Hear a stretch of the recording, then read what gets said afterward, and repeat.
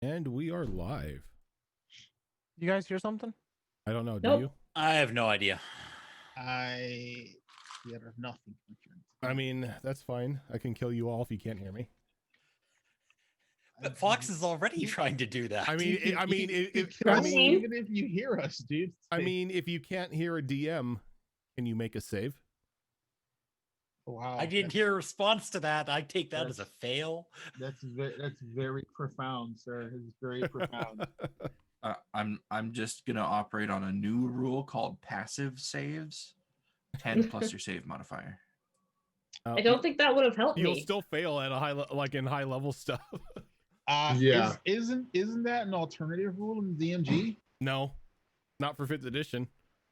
Could be. I'm announcing now that it is a standard rule, and the DM has to state at the beginning of a campaign whether or not they're using the rule. I'm gonna go tell you to go fuck yourself. Well, in Pathfinder, there's Pathfinder has a feat called Assurance. So basically, what you do is you get an automatic 10 for your skill checks. Did they honestly make taking a 10 a feat? Yes, it's called Assurance. Taking a 10 is a feat. And if you want it on multiple things, you have to take it multiple times. You laugh, but there are certain dedication builds where taking assurance on certain things helps the build tremendously. Well, I'm just saying that I think it's weird that they took the 3-5 rule of taking a 10 and made it a feat. There was also take 20, which was a whole nother animal. Holy shit. Well, yeah, but in like 3-5, you had like ridiculous saves of like DC 42 and stuff. So yeah, like you could the take 20 rule was for like, I'd like to search the room. I'd like to take 20 and search the room. You found a pebble. Yeah, at that point you just troll your players. It's like you still don't find anything. There's literally nothing in this room. Bullshit, I got a 42. You found the goblin's diary of the goblin guard you have slain. You find the goblin's fan fiction. No. Oh, I could be excited about that. Oh, God. World-renowned smut comics. Azarin, thank you for that 32-month resub. So, if the stream drops or whatnot, it's because I lost power. Because they've just decided, California decided today needed to be a windy day. Oh, it's your turn this week. It's our turn this week. So we're under a high wind advisor until about 4 a.m. Wednesday morning. How dare you? So hopefully it does. It's been windy all day. It hasn't even flickered the power once. It's screwed with the Wi-Fi, but who uses Wi-Fi? Who uses Wi-Fi's? Cali's one of the few states where it's like it's a shit scenario to bury your power lines. Yeah, because somebody when they're doing road work always cuts it.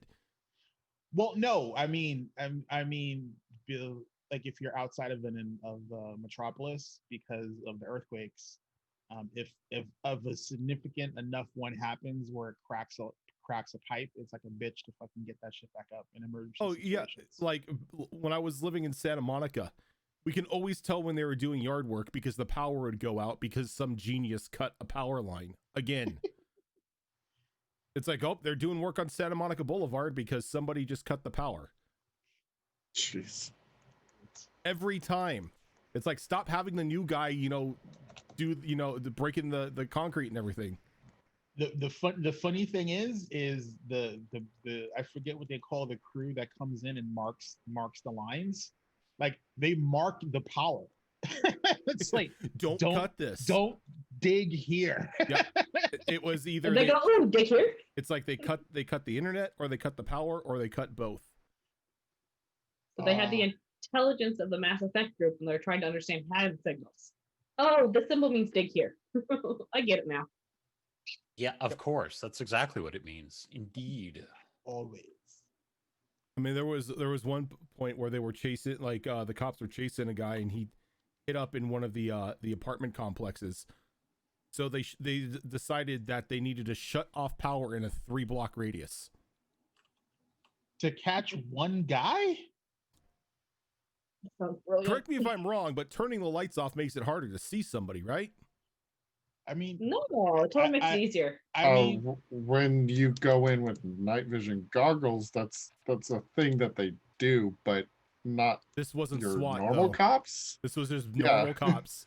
They That's- may have that's a they SWAT may thing. they may have had a canine unit, but this wasn't SWAT.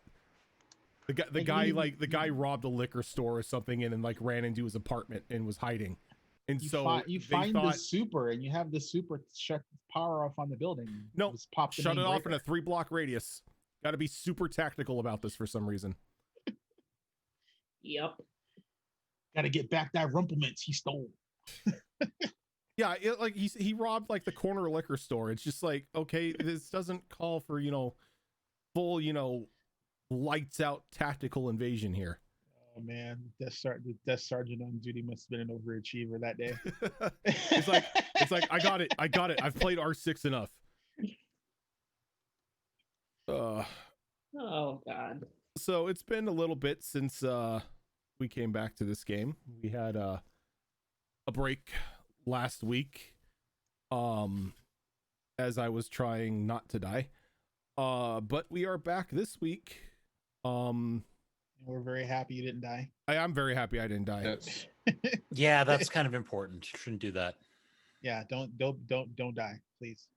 Well, I mean, old age and meteor strikes, but other dumb shit, don't die. Yeah, other dumb shit. Yeah, when I'm laying there and like wait a second, this feels like an infection.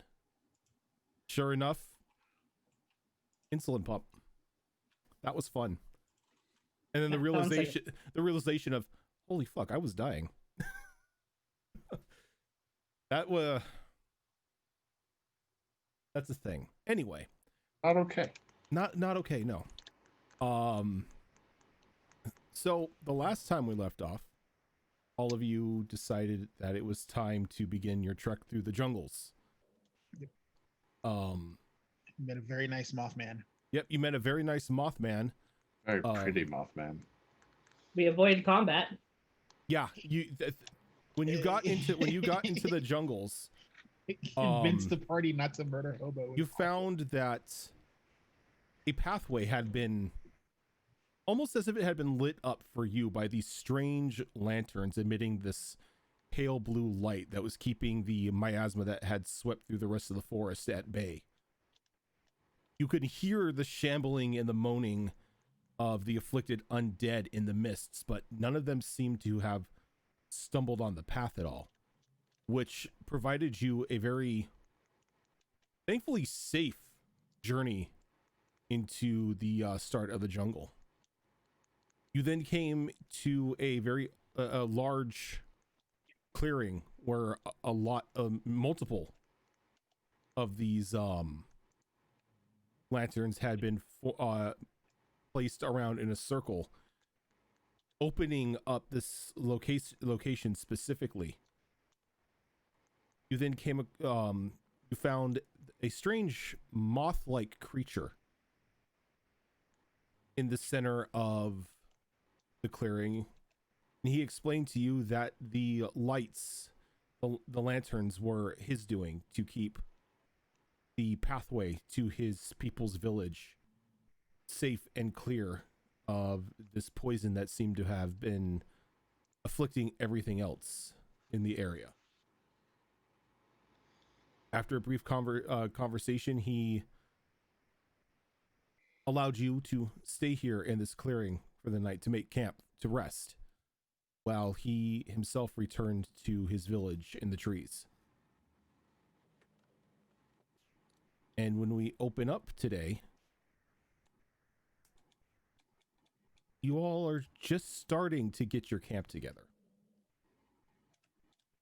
Every now and then there is a crack of a tree branch or a loud groan emanating from the mists just outside the barrier of light. But thankfully things still have not stumbled on in. Either the light is keeping them at bay, or they honestly have no sense of direction of which way they're wandering. Whatever the case, you feel thankful for it. almost resting sure that you may be even able to get a full night's sleep here without too much confrontation, if any. Though, as you're setting up camp, a sudden urge begins to tickle away at the back of Amelia's mind. We talked about it after you logged off. I got him one to pull. It was his donation, so. Oh, okay. Okay. Reverse that. Okay. Baron, you have a sudden urge creeping up in the back of your mind. Yeah, I do. Just, you've seen this deck in Therian's possession. Oh, His God. Talks about how it's a magical wish-granting deck. Just piquing your interests, especially after hearing the tales of what happened to Dorngal as well.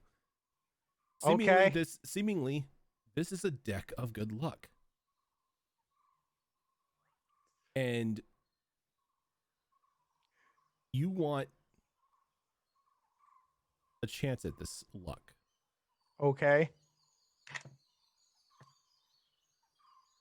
So, I have to ask, how many cards are in that deck At the moment, as of right now? there are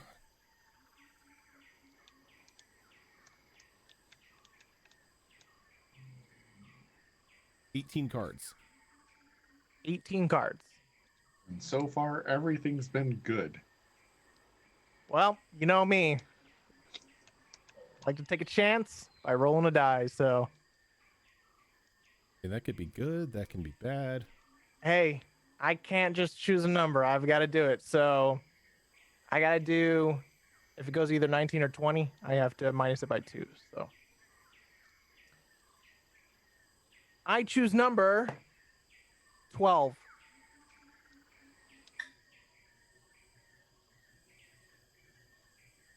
Okay. Put this off to the side. So that's digging away at your mind.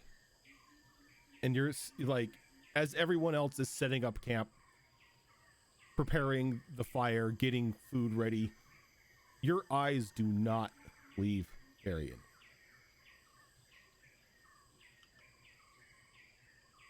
And then there's just a sudden weight in your hands as you're holding the deck.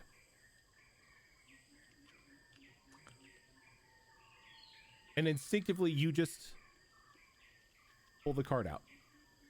And as you do, the card the card, the deck in your hand vanishes. But the card that you drew remains. This card seems to be coming up a lot lately. What is? Oh God, did he get the wish card? You picked up the Vizier. The Vizier. Because Ah. as soon as I heard you saying that, like, you have the card still, I was like, is it the Vizier? The Vizier card in seems the to deck. Vizier seems to be one of the more drawn cards. It's like Vizier and Moon are like the two that you guys draw the most. It's like you get an answer to a truthful answer to whatever question you ask, or you get wishes. This is the most friendly deck of many things ever. It's got like what, 7 things that are so horrible? Oh no, the only things that I removed out of it were the insta death cards. Oh, okay.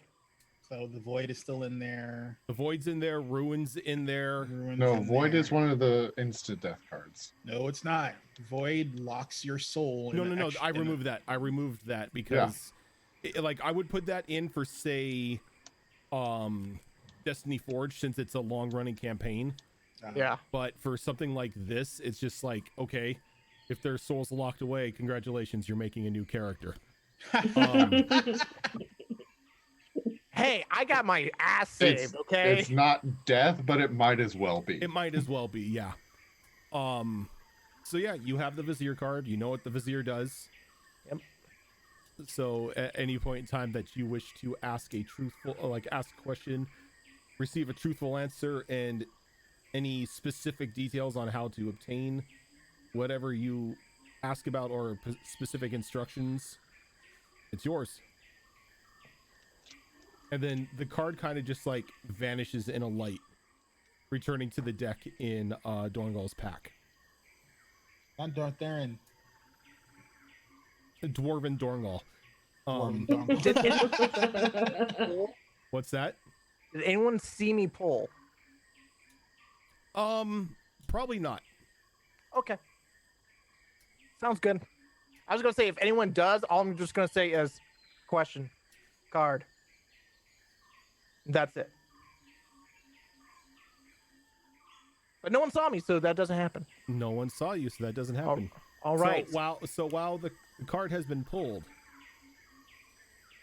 what is everyone else doing camp wise?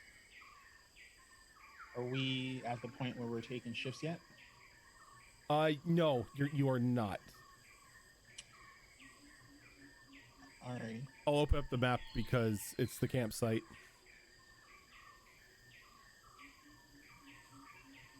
It pretty much you all said your farewells to the Mothman, and you began to set up camp to begin winding down for the night when we picked up today. Dorngal wants to try and start analyzing that death miasma repelling light thing. Oh, so you're gonna go to one of the lanterns. Yeah. Okay.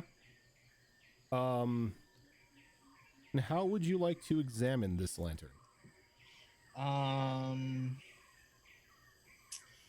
Let's see.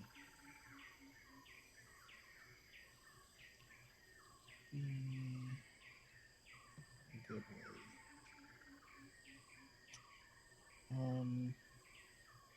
Yeah, I'm gonna try nature. Okay. It's worse than my survival, but I don't think this is I don't think this is a survival thing. I think this is like some sort of like magic. And you're a druid, right? Yeah. Go ahead and give it to me with advantage. Sweet.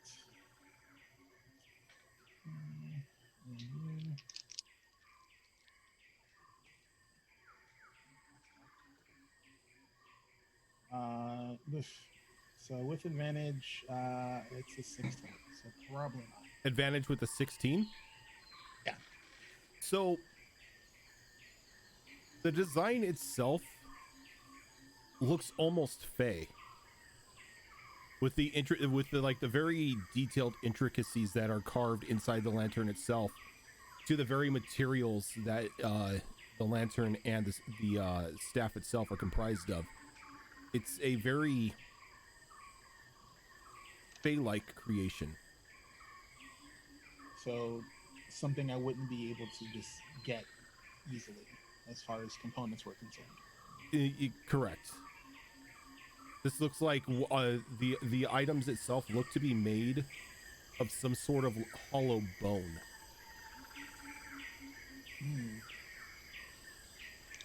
All right, definitely gonna have to talk to our friend or some elder and see if they're willing to teach me this face secret.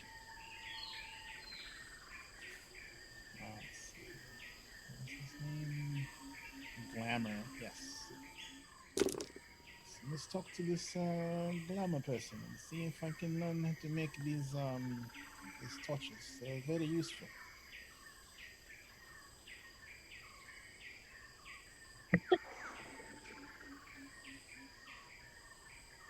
So while Dorngal is investigating these lanterns, what are the rest of you doing?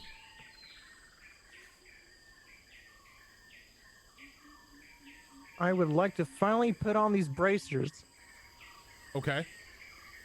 The bracers of Of 4 arms, I guess. oh, they were the forearm bracers. That's right. Yeah. Okay, so when you Yes. All right, so when you put on the bracers, can I get a Constitution saving throw from you? Oh Jesus, where's my con here? Okay, all right. Come It'd be on, good dice. for you, I hope. I hope so. All right, 26. 26, nice. You're only going to take half of this. Okay then. Well, dude, arms are sprouting from your body. I'm sure it's going to hurt from its growth spurt. Okay, so I rolled 30 damage, so you're going to take 15. As Okay. it was 66 damage. Holy shit! As excruciating pain tears through your body as the two arms begin to form, like slowly extend out and form out of your sides. You can feel the new tissue weaving and the bones forming and snapping into place. And there's a very, like, anyone around Farron can hear very loud audible cracks and pops as these bones are shaping. Oh, I can hear that. Oh Yeah. man. They're a little tender right now. Once they're fully formed, it's a little tender, it's a little tingly. But you feel after a good night's rest, they should be well formed enough for you to begin using them. So pretty much all it gives me is extra pair of arms, and I do double attacks. Yes. All right. How do they function when holding like bigger weapons? Well, if you use a two-handed weapon, you got to use two hands. Okay. So if you want to dual wield two-handers, you can definitely dual wield two-handers. If you want to quad wield, little, daggers, you can quad wield the little daggers. Oh, Jesus. So, just for imagination's sake, when you're two-handing a weapon, is it the two hands here or the two hands across? I think it's opposite sides. Yeah, like so left and right, the left and upper right. the upper or So the you're still doing lower are this. like this. Yeah. And then the other side are using the reverse grip. Because if it's like you're holding it like this, they're gonna cross over and it's gonna be very weird to swing. Yeah. I'm trying to remember because I know we had. Then there was the great axe sword shield combo, which I'm doing. So I got the shield, I got the sword, I got my samurai sword, and I got my samurai short sword. Yeah. So you're looking like a walking battle tank right now. I'm You're- fucking General you're Grievous. You're Shiva. Yes. So I'm like trying to figure this out here. Your shirt ripped a little. Yeah, Dorngold heads over because like the bone cracking Sorry. sounds is like I'm pretty sure is like an obvious thing everyone hears. And he just goes over to her and he's like, "Oh, my friend," and he's like, "Wait, you have 4 arms like the skeleton thing we found in the muck." She's 2 arms short of a Merilith. Oh God! Please don't remind me of those things. Fuck. Oh, those I things. love Meriliths. Meriliths are one of my favorite monsters. Fuck them and their vorpal She looks at swords. you and like with very squinty eyes, she just says, "Pain." Ow. Ow. If she says she's in pain, Durngirl will cast Cure Wounds on her. Okay. That doesn't look entirely natural. Are you in a lot of pain or a little bit pain? Horse kick. Stomach.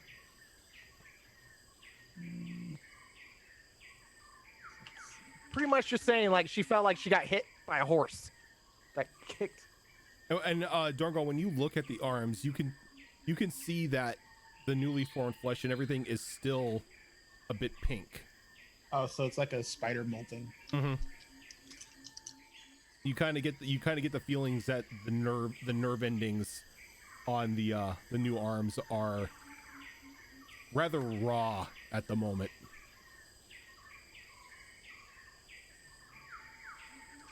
My She's dice. gonna be like, need to lay down. Sorry, you only get plus 4, 15 points. My die do not heal. That's fine, I'm at heals, max. that heals all the hit points.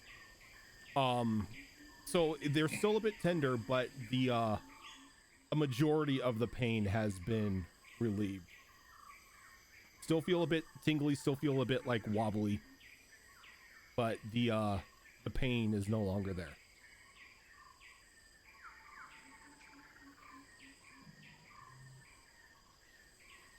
Does Dorngal notice the gauntlets? Yep. Or the gauntlet, there's only one. Okay. So was it this magic item that gave you the extra arms? Yes. Yes. Could be very useful.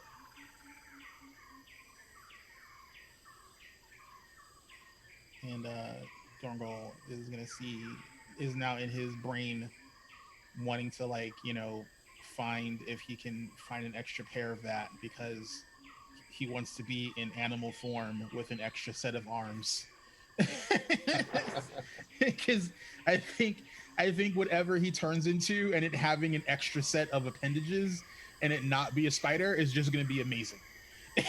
So here's my. Does that mean you're a basilisk if you turn into like a swan lizard, bear? like a giant crocodile or some shit? I don't know. I have no idea. But amazing pictures are flowing through Dorngal's brain of large animals with extra sets of front appendages that he can use to rend things open.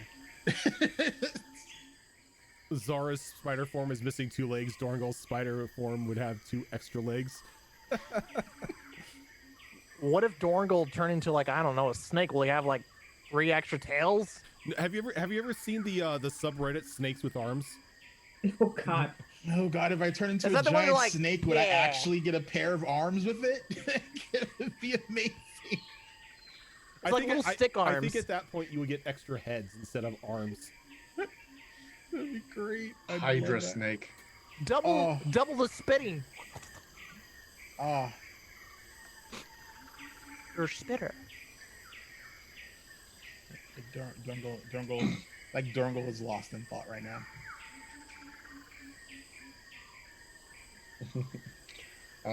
Well, like back when Dorngal first started investigating the lanterns and stuff like that, I would have pulled Amelia over to the side to talk to her a little bit.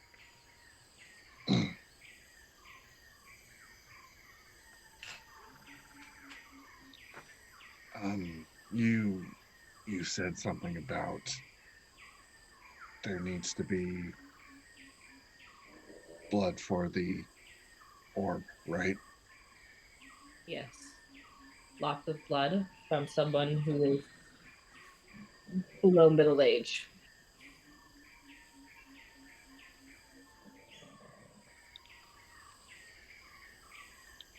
Well, I've been thinking.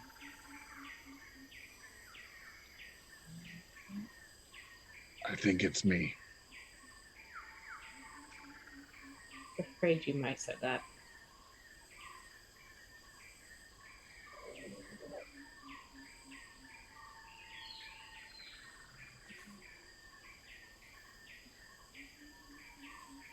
Nothing to be afraid of. My concern is more that we are not positive how much they shorten your lifespan when they did what they did to you.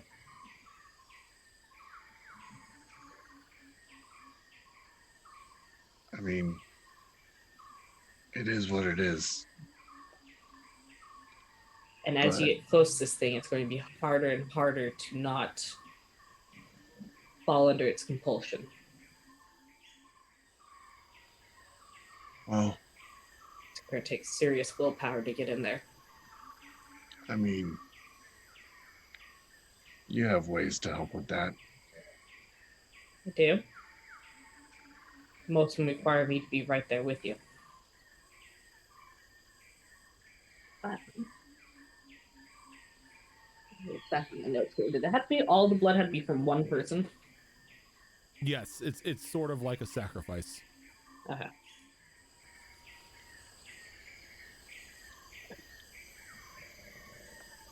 If you do this and it takes enough blood that it takes your life, do you want me to bring you back? If it can.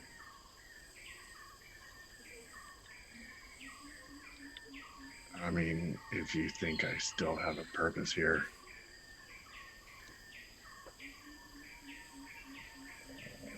But the way I see it, I'm responsible for more than enough of those names in your book. Maybe this way I can help prevent some.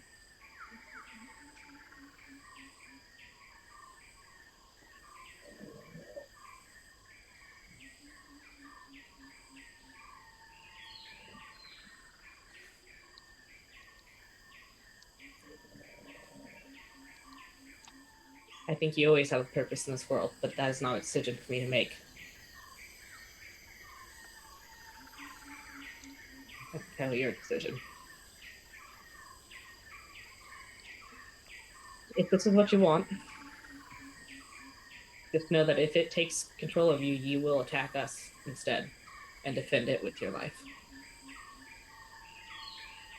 We better do what we can to make sure it can't take control. Oh, Because I will not fight you. if you have to, do it.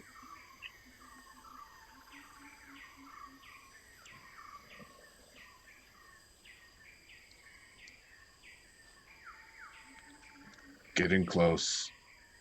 Take away my advantage.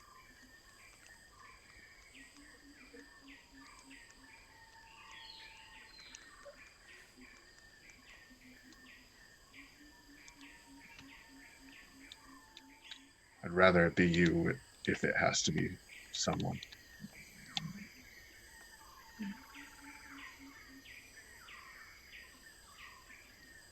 Not a spot I want to be put in.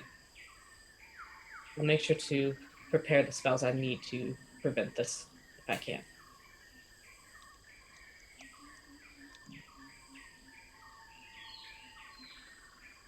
Plan A is always the most convenient.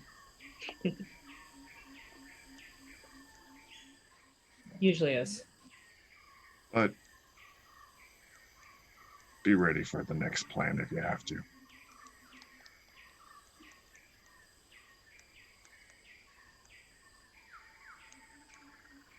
I'm always ready for the next plan.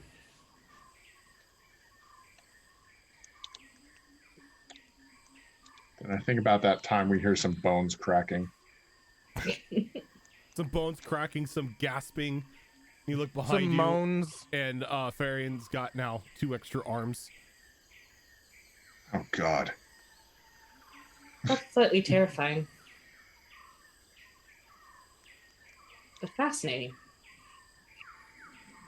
And Farron just became the freak show of the day.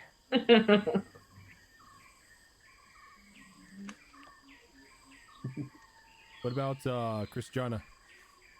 Christiana's more eyeballing. Oh my god, character names, please.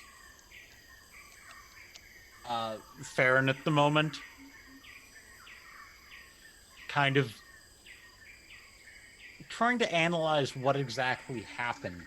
And the more important question, is it reproducible? Everyone wants my arms. How can we all get 4 arms? Could I hold another rifle? No, my question is, if we give him more gauntlets, what happens? I mean, that would be kind of I mean, hard if you think- considering if you how think you, about how it- you aim a rifle. If you think It about it, would be. most it would gauntlets be come really in bad. pairs.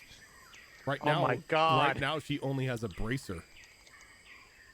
Oh my god, dude. So you mean like there's a sister pair out there?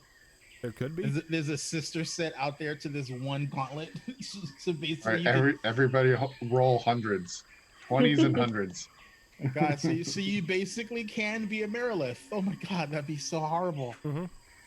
That'll be the greatest thing ever. I'm gonna need more weapons. I can finally become the Necrath that I've always wanted to be. Yeah, I can hold all these swords. I was gonna say, you know why? Because they collect swords. Exactly. If a Merilith sees you and you have a nice sword, you become their target because they want your sword. It's like, ooh, that's a pretty sword. I don't have that sword yet. So they're the dice goblins of swords. Truly.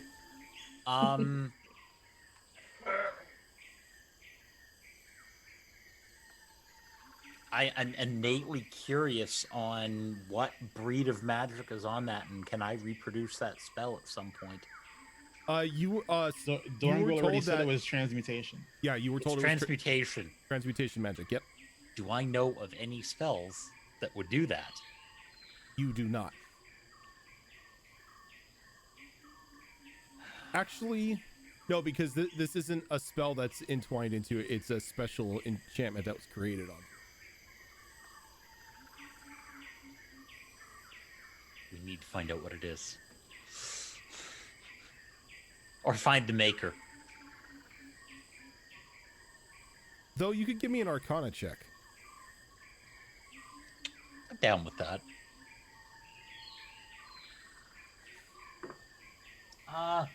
10. Not with a 10.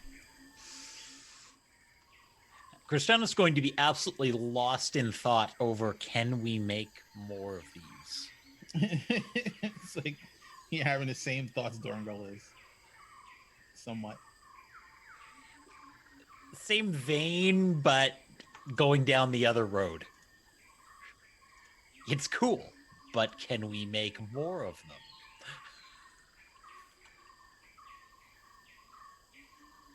And she's just going to be absolutely lost in thought doing this. Okay.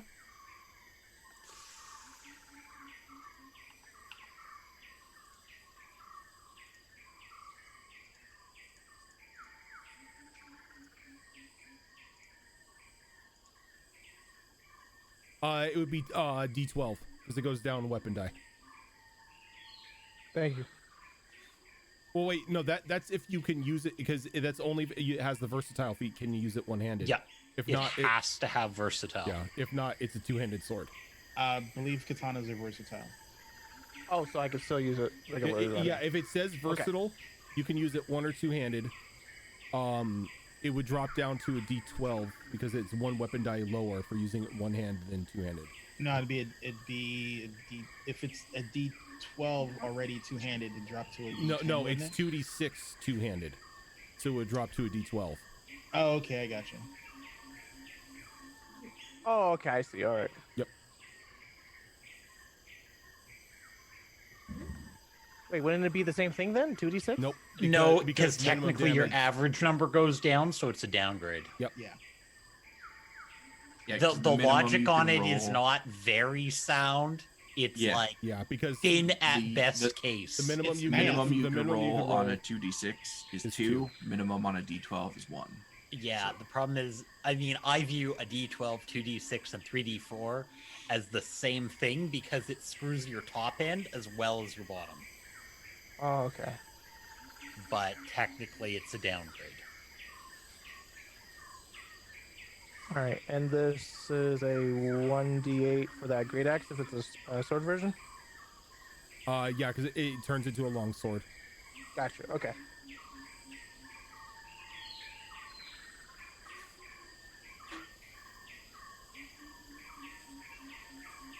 I'm trying to do this mathematically right. All good. What is Therian doing? Therian has just found a cozy looking spot where we're likely to set up our campfire, and he has taken I forgot the name of the weapon that I created. Orekeeper. He takes Orekeeper and holds it by the head and then just like taps the butt of the handle on the ground twice.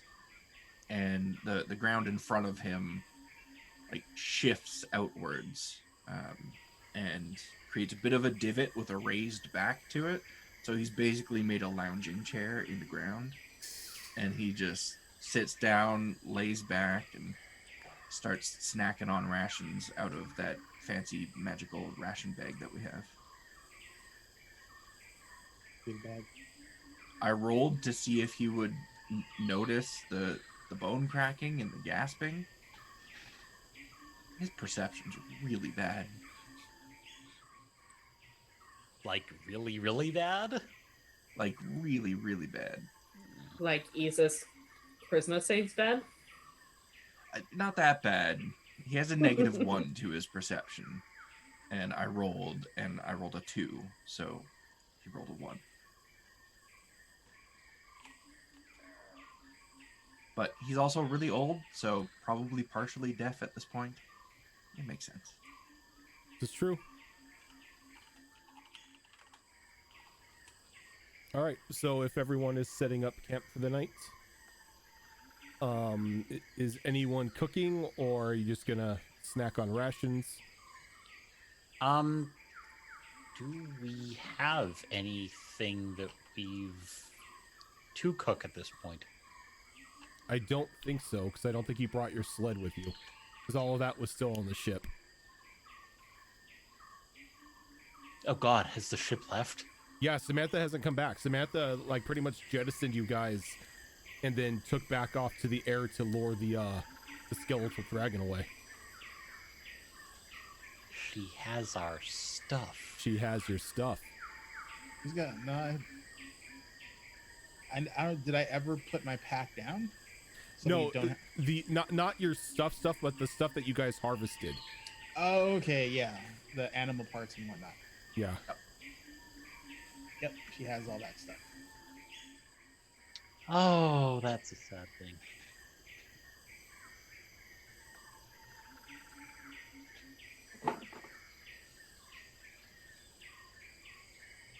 Yeah, so go ahead and move yourselves around on the map to wherever you're going to be sleeping tonight. 'Cause for some reason, positioning matters right now. I'm concerned. I'm infinitely concerned about this. I have a question. Sure. All right. So, could I do this with what I have? Can you do what? I'm gonna tell you. Oh, I have the okay. shield, right? Yeah. Okay. And then in one hand, I have the 1d8 Sword. sword. Okay. Now, could I just two-handed the katana, right? Okay. All right. Can I swing with that 4 times and then do a bonus with the other sword? Well, with the katana. Not with the katana. Attack 4 times with the katana, and then bonus action use the sword.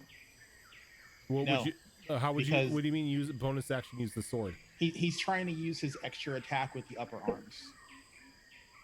The one he gets from having the lower arms. It sounds like he's trying to use an offhanded attack, Yes. Yeah. So which is a bonus action attack. So it wouldn't be Technically, 4. yes. Technically, you could make an offhanded attack with it, because it is technically an offhand, but Yeah, not but- not with a sword, because it's a long sword. It's not a short sword. It Yeah, still no, has but to be a I- light weapon. What he's saying weapon. is the attack that the lower arms get. I think he wants to use with the upper arms. Well, So that You have to split them. you have to split the attacks. I am.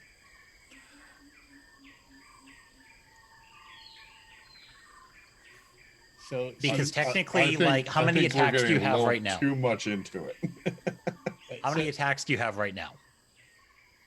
he's is the got the one. question. He's got the one extra attack because he's 11th level.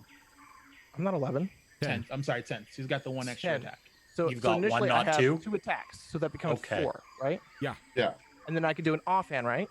Only so if, you only if the weapon is light. It's on the other side, right? No, it has to be a No. light weapon. Well, as long as it's a light weapon, yes. Yeah. So your short, So- short sword katana yeah. So would qualify. yeah. Yeah. Instead of using the long sword Yeah. that you get out of the shield, you would instead use the offhand weapon that you have with your katana in that hand to make the offhand attack. Okay. I can do that. I just need to change that 8 to a 6. Yeah, because you can make combination attacks if you want to do, some attacks with the katana and then some attacks with the sword. Yeah. You could do that, but in order to get that offhand bonus to make an offhand attack, it has to be a light weapon.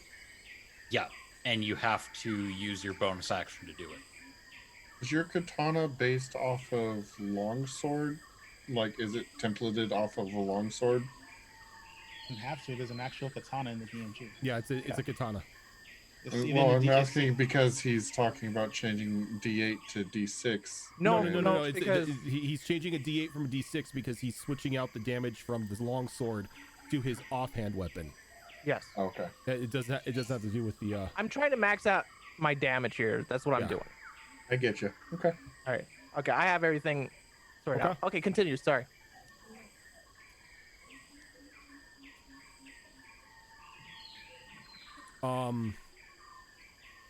So that's everyone's positioning.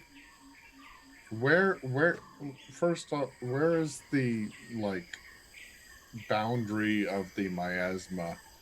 The perimeter of the edge of the map, like that entire okay. area is cordoned off. Oh, okay. So this entire map you have access to. So let's see here.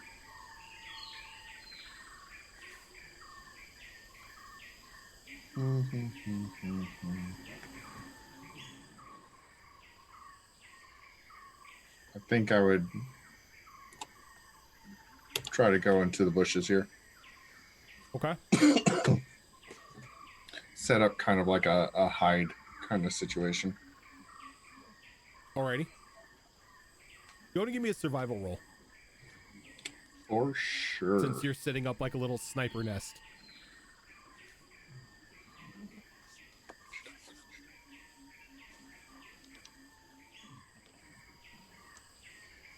While he's doing that, I'd like to go up here. And I have a 2-person tent in my pack that I'm going to set up. I am not going to sleep in it, but I'm going to set it up as a potential diversion for anything that comes into the area. Okay. That can definitely be done. Sacrifice a decent tent. You can get more tents. 19? Okay. Yeah.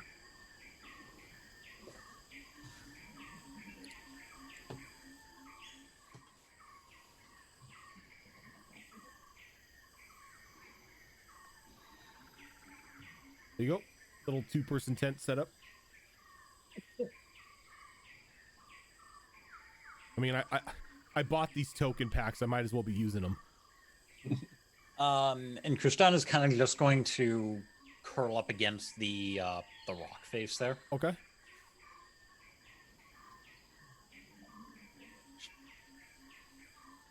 Is there room here for Reaver to be laying down right here, or is that too close to the rocks there? He could definitely be laying there because it's like his backside is like, if he's leaning up against the rock, that's definitely fine. Okay. That is where we will be then. Yeah, I think I've spent enough time with my brother. I'll try and go into these bushes because they look big enough for me to hide in and try and do the similar thing to what he did. Or I'm just going to try and create myself a little place to sleep hide. Okay. If you're trying to like give yourself any sort of protection from sight or anything, go ahead and give me a survival roll. I will. That's an 18. Okay.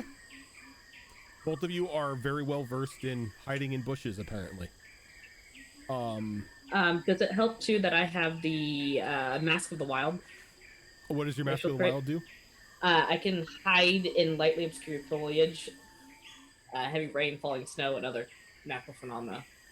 So From you your elf heritage, right? Yes. You pretty much have a natural hide in plain sight ability when it comes to natural phenomena. Yeah. That definitely would help. Okay. Like in that sense, I would even give you an advantage for it since it's something that Okay. something as a racial trait you're known for doing. Oh, that was a natural 20 for 25. I'll take it. There you go. Oh yeah. Yeah. So as far as anybody is concerned, that's just Amelia a bush. peeked out. That's just a bush. You walked in there and everyone's like, oh, okay, maybe she fell down a hole. He likes holes. Is anyone doing watches for tonight? I will do a watch. I'll do the last one. That way, you know, I can get used to these arms if something happens. Yeah, this is true because before you can actually use them, you know, oh God, I was gonna say respectfully, but that's not the word. Comfortably, you need that long rest. Yeah. I'll take one of the watches if someone can find me and wake me up. All right, Oh wait, I only sleep for 4 hours, so I'll take a third watch. third watch. Okay. Then I'll be up anyway. Is anyone taking first? I'll take first. Oh, yeah. Who's taking first? I will. Okay. So, Mr. Sniper, Yes, sir. how are you going about doing your watch for tonight? I will use my perception for this. Okay.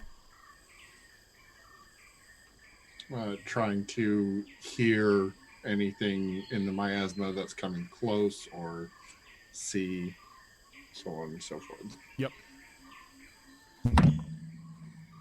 Sweet. That echo. It's a 19 on the die, and my perception is outrageous. How's a 30 fit you? Okay, you see into infinity. Go ahead and give me that percentile.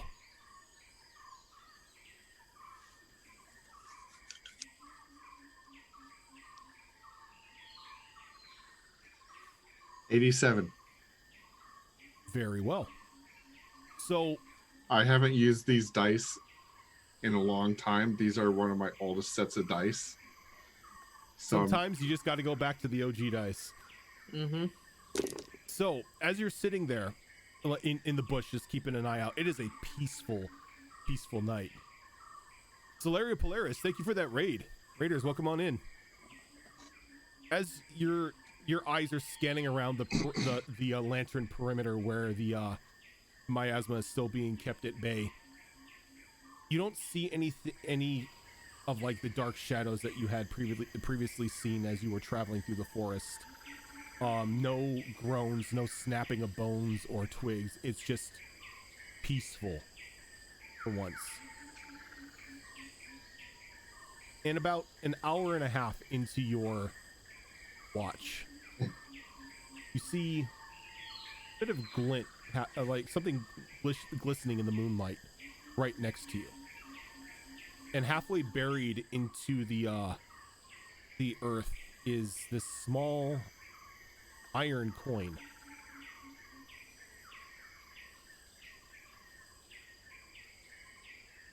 this is not okay.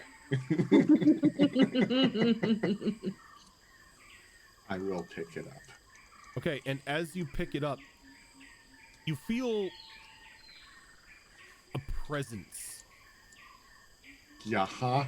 Not really among you, but like in your mind. As if like you've just made a connection with something. The Simple DM, thank you for the follow.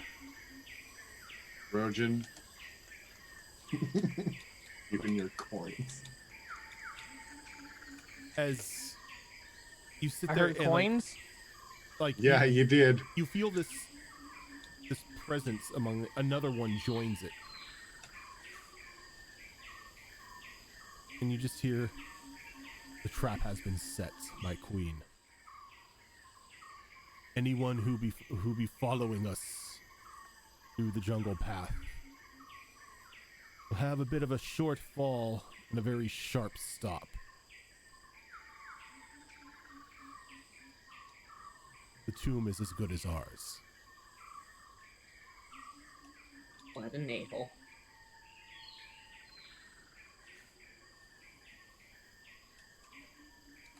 Do I get the sense that these are like sending stones, but in coin fashion?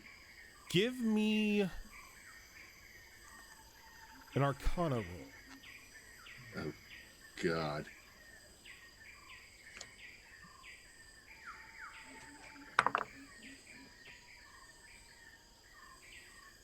With a 0 modifier, 12. It's not, you don't, you would assume it's something like sending stones, just because of the communication that you just heard coming from it from somebody else who's not within your general vicinity. So when you look at it, it's almost reminiscent of the coin that Flipenda gave your sister.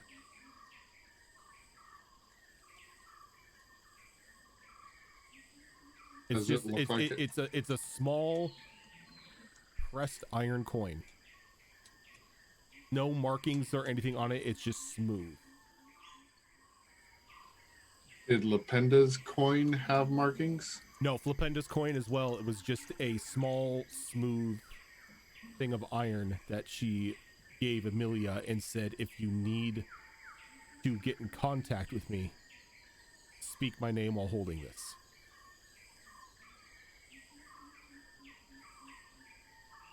Okay, so I'll continue to hold it. I won't say anything. Okay. But just waiting to see if there's a voice in response to the voice that already said that. Nope. You sit there for about 15 minutes after the first message was sent. Bit of some of the hairs on the back of your neck kind of standing on end. Your heart beating a little bit faster as you just anticipate a response, but nothing comes.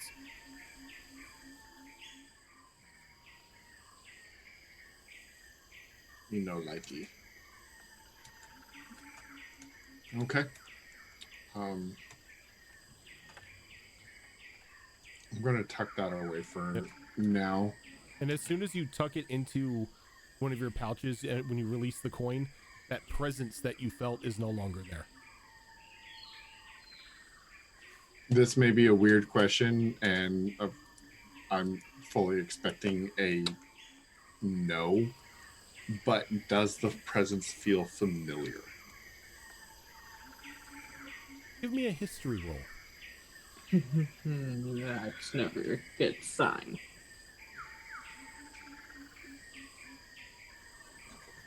Okay, well, again with a 0 modifier, 16. 16? There's not a familiarity to it, but it's definitely an unclean feeling.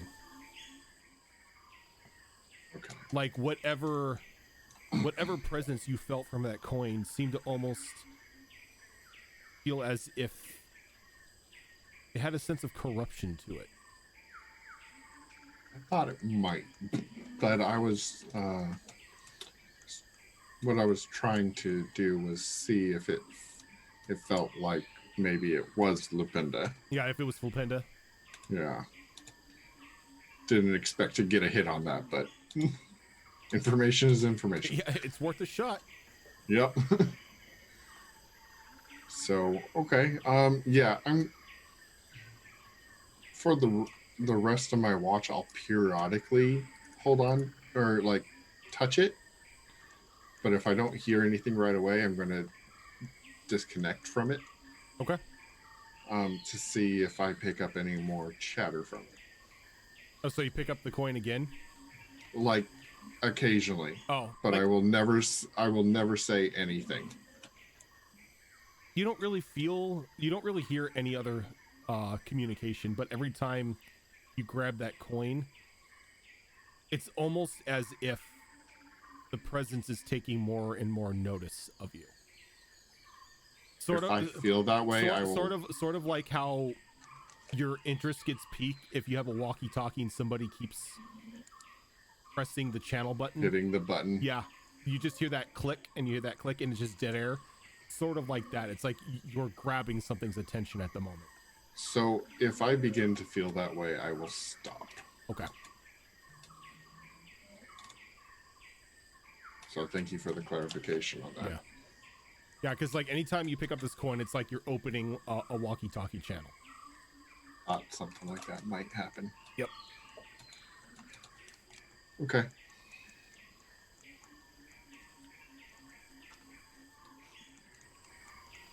So as your watch comes to a close, who are you waking up?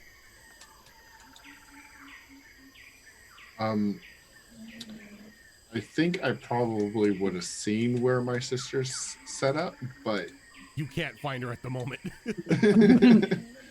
Why Like, take you third watch? saw that your sister went into the bushes, but that was the last time you've seen anything of Amelia for the past couple hours. I'm very, very proud of her in this moment. I feel like I learned this from him too, so. just very happy. And I'll be like, all right, she can keep resting. And I'll go over to Dorngal Okay. and wake him up and say, when your watch is over, my sister's in that area. And Dorngal snarls in his sleep like a bear. It's like I don't know what type of intimidation factor World has, but so instead of snoring, Dorngal snarls in his sleep. Not trying to put a downer on you, but not scared.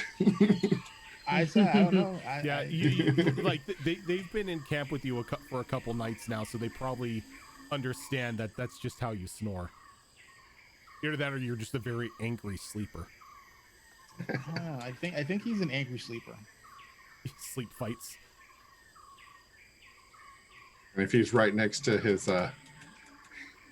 companion, No, maybe they both snore yeah. like that. No, Rutgar's on the opposite side of the fire, pretty much nestled between Reaver and Christiana. All right. It's a snore off. So when Dorngal wakes up to take his shift, he'll wake up Ritgar to enjoy with him, so that way he's not watching alone. Probably a good idea. I mean, he is your right hand. I don't know, what's the equivalent of a squire for a druid? I mean, he's not An really, apprentice? It's not really an apprentice. An Ritgar's initiate? he's not trying to become a druid. A sapling? Actually, Slave? wait, can He I could just be your aid. Can I do that with Ritgar? Can I multi-class him? Can I? Yeah. Can I? If Rutgar lives long enough to where he levels, he could definitely take levels in druid. Oh Like my! at this point in time, Rutgar is a member of this group. He is a fully functional character. He's not just oh, this guy's here to hit things with a sword. Oh You my know, God! like the longer you travel with him, the more backstory you learn about him, the more fluid he becomes. Right now, he's a little You strange. got two characters in the game, dude. Right now, he's a little strange as to what's going on because he was summoned by the card. He was just ripped out of reality and put next to you, and all of a sudden, he was told by, some voice that this is the guy that you have to serve. This is the guy you have to protect. Oh, dude, I'm so gonna start teaching him the druidic ways. That's how. The question is, will the druids outcast you for teaching druidic to a non-druid? No. The anathema is basically if you're actually speaking druidic to non-druids as a language thing, or teaching druidic to non-druids. Since Rutgar will get a level of druid, he will officially be an initiate of my circle, in which case I will be his teacher and I'll be teaching him druidic. Yeah, Rutgar can Rutgar, because that's how I normally treat the any NPC that's summoned by the deck. Is he may be level 5 right now, but if he survives long enough, he's going to start gaining levels. He's going to start developing. He's not just going to be some level 5 scrub that gets eaten by a dragon 30 weeks down the road. That never happens, right? Yeah, right. Saying that like it happened to a griffin or something. What griffin? Remember that griffin got blinked out of existence. Yep. That griffin was also wished back into existence. Just took a while. I mean, took a while. I don't remember said Griffin. Now I do. Tomato. So where go ahead and on the map move you and Rutgar to where you're gonna have them. I figure the best thing for us to do would be basically just to watch either side of the incoming road. Probably a good idea. So I guess like that. Okay. So since he's with you, whatever skill check that you do, I will have you do it at advantage. Alrighty, so I will use. Was survival used the last time? Survival was not. Perception was. All right, so I will use survival. Okay. I had to make sure. That's a D12. Had to make sure. It's like some of my die, the D12s look like the D20s. So I've done that. I have to pick them up and like make sure they have the right amount of sides. Why doesn't this D20 roll above 12? Yeah, these pink ones that Cassie got me. Thank goodness that was an advantage. The D12s sometimes confuse me, and I grab them to roll attacks. I'm like, wait, what? Yay, that is a 28. I rolled a 20 on that. 28 for survival. Nice. Go ahead. Oh, what was the other number that you rolled? 4. All right, go ahead and give me the percentile. We don't rules. talk about that roll. We don't talk about that roll. That was a practice. We'll say the 20 came from Rutgar because we all know the 20 didn't come from me. Let's see. Really die. 41. 41. Okay, that's not too bad, and you got a 28 on the roll, so it's not like a dragon's going to attack you.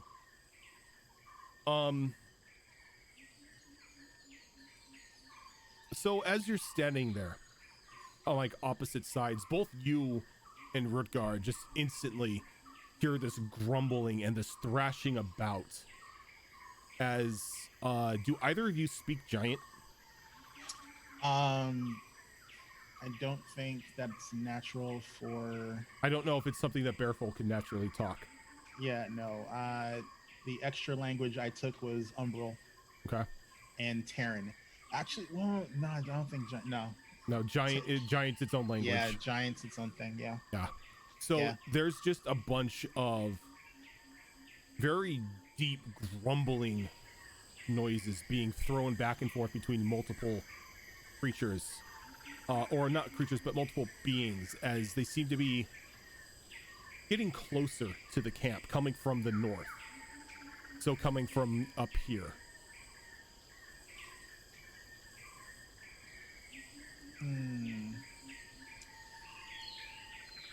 So I am going to,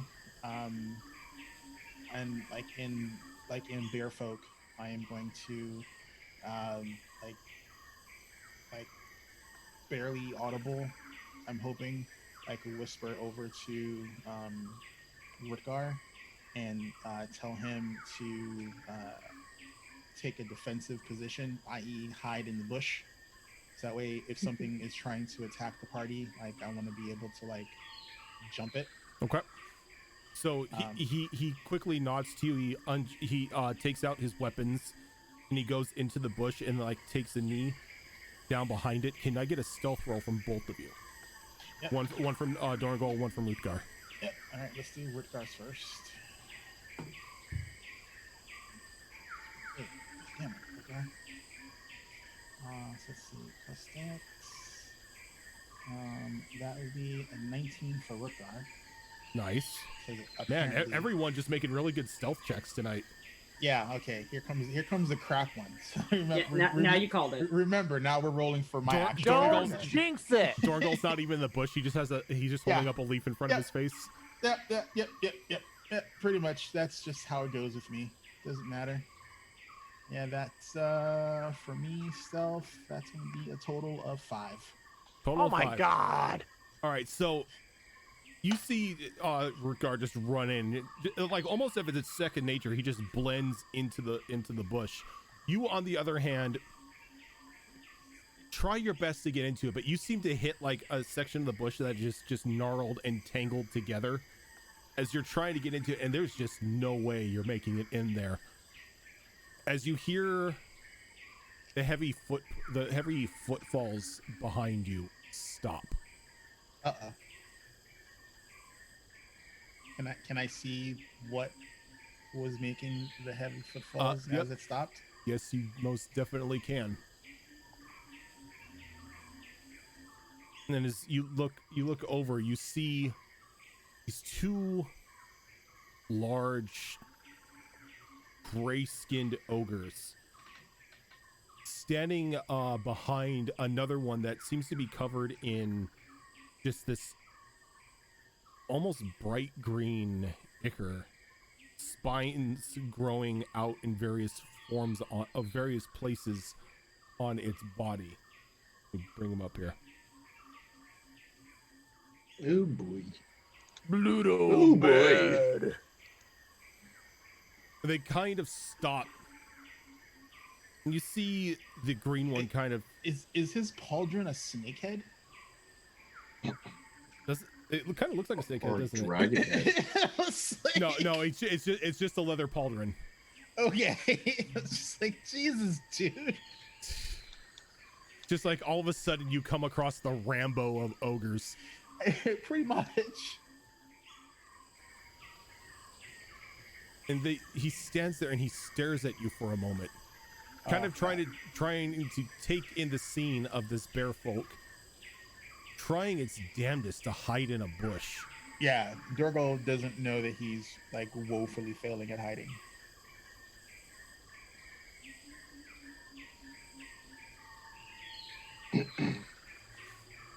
He's not gonna attack it. He wants to see if it's gonna try and attack the party, or because he wants to ambush it if it tries to attack the party. That's what's going on in his mind. Yep. And at the moment they're standing there unsure of what to do, unsure of what to make of you, because at the moment you're the only one that they see. Okay, that's fine. He's literally in his mind, he's hidden and he's just scoping out these guys, seeing what they're gonna do. That's literally where he is right now. Okay.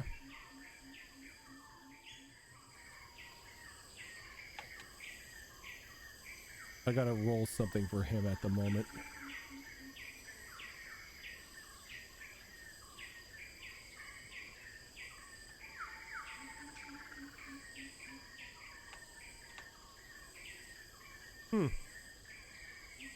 Interesting.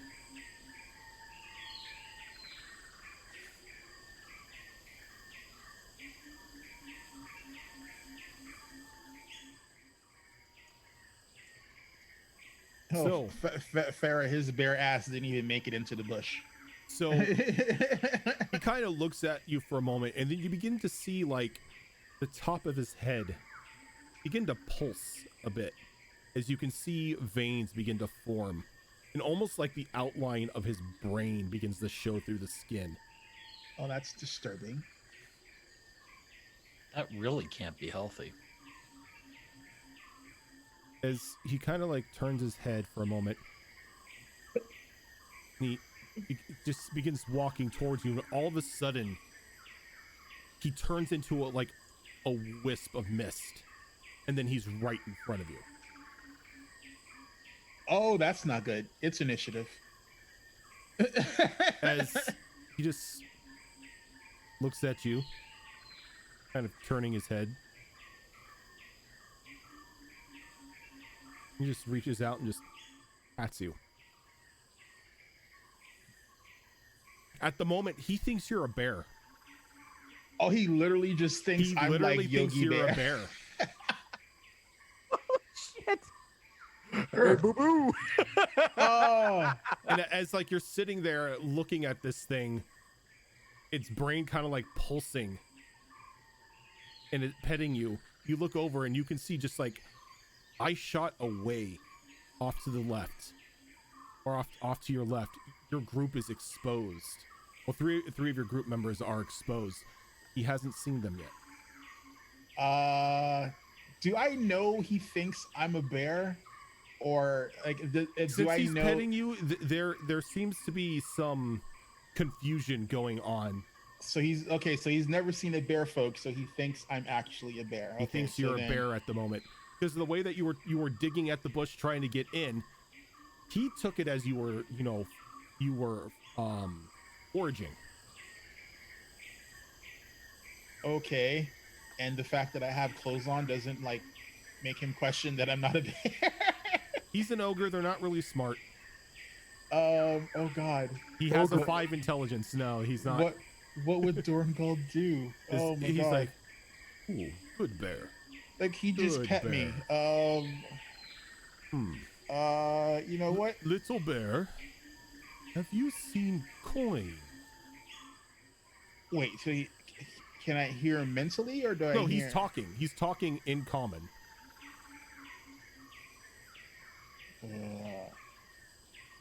You mean gold Papa. And he Simba. kind of is taken aback for a moment. Bear can talk? Yes, my friend, I can talk. Kind of just like reaches out and pats you on the head again. Good talking bear. It's like, Zorgo's like, well, he's not reaching for a weapon. He's like, oh, I mean, if it's like, if I can get you to go away and then, you like, not try and kill us, I'll be okay with that. You see a look of excitement on his face as he's like starts patting around, and he reaches into a bag and he pulls out like a hunk of meat and he goes to hand it to you, Oh my like god. trying to feed you. Is it rotten? Oh yeah, it looks like it's probably been with him for about a week and a half right now. I reach into like my good sack. I open up my good sack and I put the meat he gave me into my good sack. Okay. So if I understand the bag correctly, it should now turn from nasty meat into good It meat. purifies it. Yes. All Oh right. my god, yes. So then I take it, I put it in my bag. So it's basically a ration right now, Okay. even though it's raw. And rotten. No, because it purifies it and then it salts it. Okay, so then I'll take it out and I'll just like gnaw at it. And his eyes just light up. You can like see the moon sparkles at this. He's like, magic bear. Oh, he's not going anywhere. Nope. Bear pet. He As now has a bear pet. As he like swings over. Come see new pet. And the two other ogres in the back hear a new pet and they get excited and they just begin like lumbering towards you, like tripping over one another, just making the biggest racket possible. Anybody who has a passive perception of at least 10, if you are sleeping, can hear this. Okay, I'm awake. Yep. I'm still sound asleep. Jesus Christ. Your passive is under 10? It sure is. It happens. If that's the Wow. case, you can give me a perception roll to see if you wake up. Caldross's is 9. I My see perception roll was lower than my passive. Congratulations, you're still asleep. So I know that feeling. So Dorn was like, my friend, what is this coin you're looking for? Maybe I find for you. Oh, yes, magic bear can help. It's small and metal and flat. And when you hold it, you hear the boss's voice. Okay, so it's not just like regular gold coin like the humans have.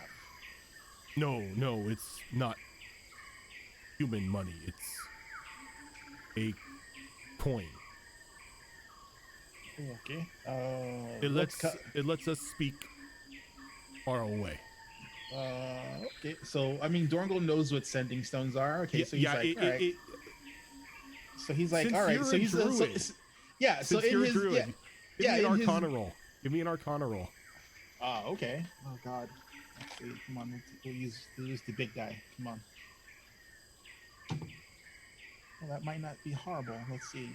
I don't think my arcana is super good though. That's gonna be a 15 total. Okay, so you remember when you were back with Flipenda, she mentioned that the hag that is wandering around the forest is an Annis hag who keeps ogres under her employ.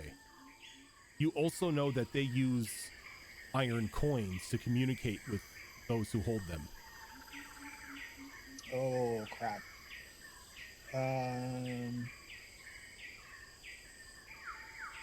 Alrighty. So he's gonna go. He's like,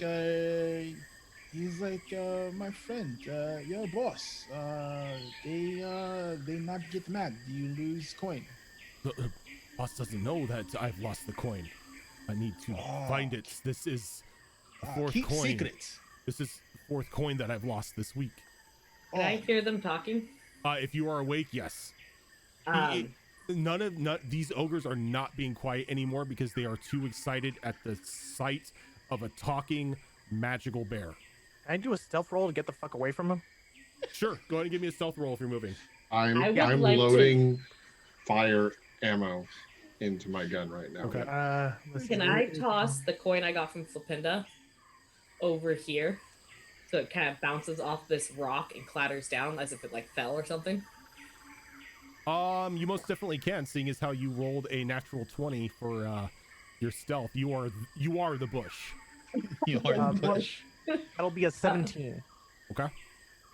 So I'd like to try and make it clatter too, so it tries to draw their attention to the thing that's falling as Okay. a coin. I like to hide in this bush. Okay, so you throw the coin. Give me a dex roll since you're Jurassic Park, the T-Rex searches. My dex isn't horrible, so let's see. this is just to see how well you flick that coin over there. That's 12. 12? No, Okay. no proficiency, right? Just straight dex. Just straight dex. Yeah. 12. So you throw the coin and it flies and it clangs and it hits the metal and falls down and lands there. Does the green ogre notice the sound? Does Thornhill notice the sound? None of them notice the sound because they're again enthralled with the magic bear. All right. Yeah. But Is magic bear? but Dorngal, you my see- passive is 18.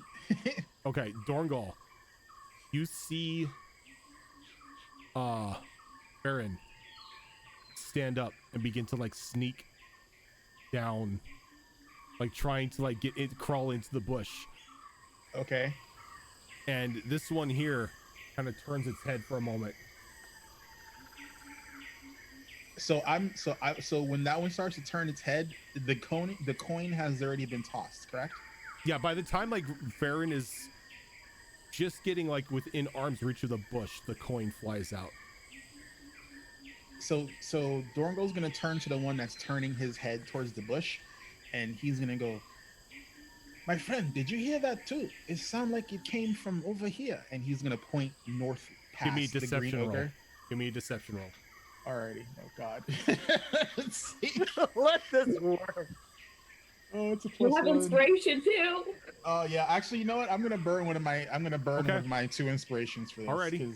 Because this is really important, and I know that I'm gonna like.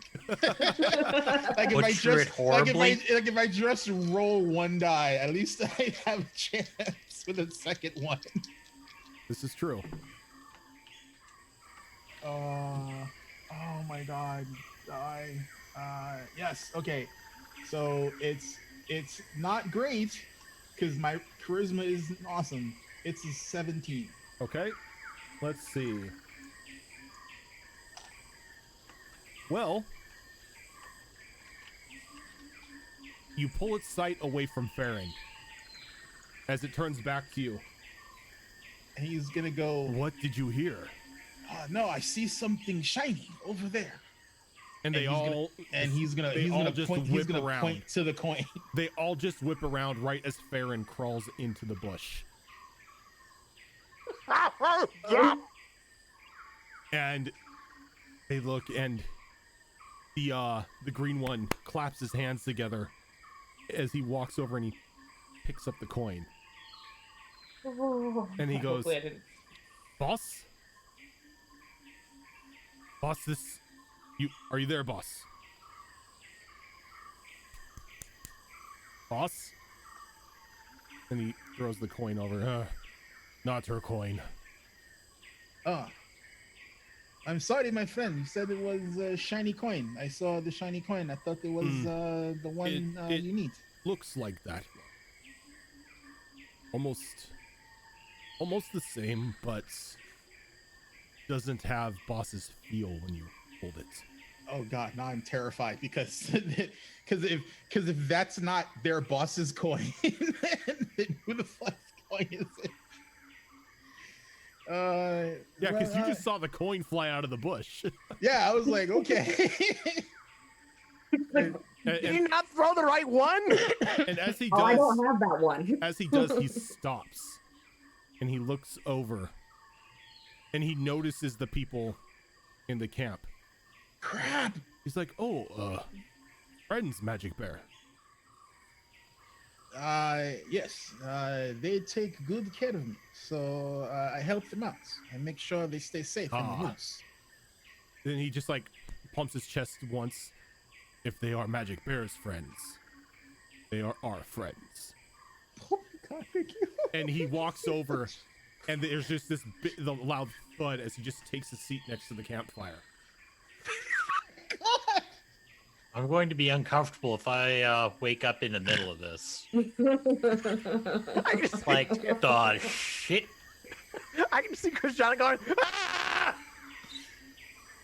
I Rogan, mean, her default mode is Eldritch Smite if it looks scary. So, Yes, Shadow Fox. 2 things. Okay. 1, I have my rifle trained on Big Boy's skull. I kind of figured you did. 2, Don't pull a tickle. would you allow me to roll an insight that if they find their, like, as to getting a sense that if they find the coin they're looking for, will they move on? Go ahead and give me an insight roll. Seeing as how you've been privy to this conversation, it's definitely something you may be able to put together. Please roll well. Please roll. Did you just say roll low? He said No, roll well. please roll well. I was like, That's a "What?" 19. A 19. Yeah, you like, even though there are these ogres, and normally you're every time you've come across an ogre, they've been less than civil. These ones seem to just need to find their coin. They don't see anyone at the moment as an enemy. The green one is even waving at the sleeping people at the fire. And they're treating Dorngal as like the greatest thing they've ever seen. He's a magic bear. Okay. And as while you get on this, the green one lets out just this bellowing, "Hello, my friends."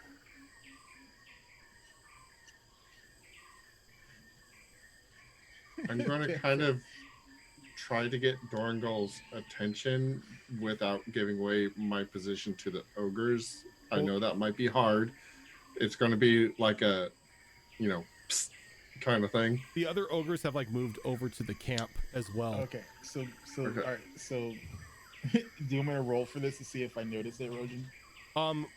No, if he's making that psst noise, you can hear it. It's you're close enough to where again passive perception of 10 will pick it up. So he looks over at Rild with like the most like I don't know what the fuck's going on look ever. He's like I'm trying not to make contact with the coin directly.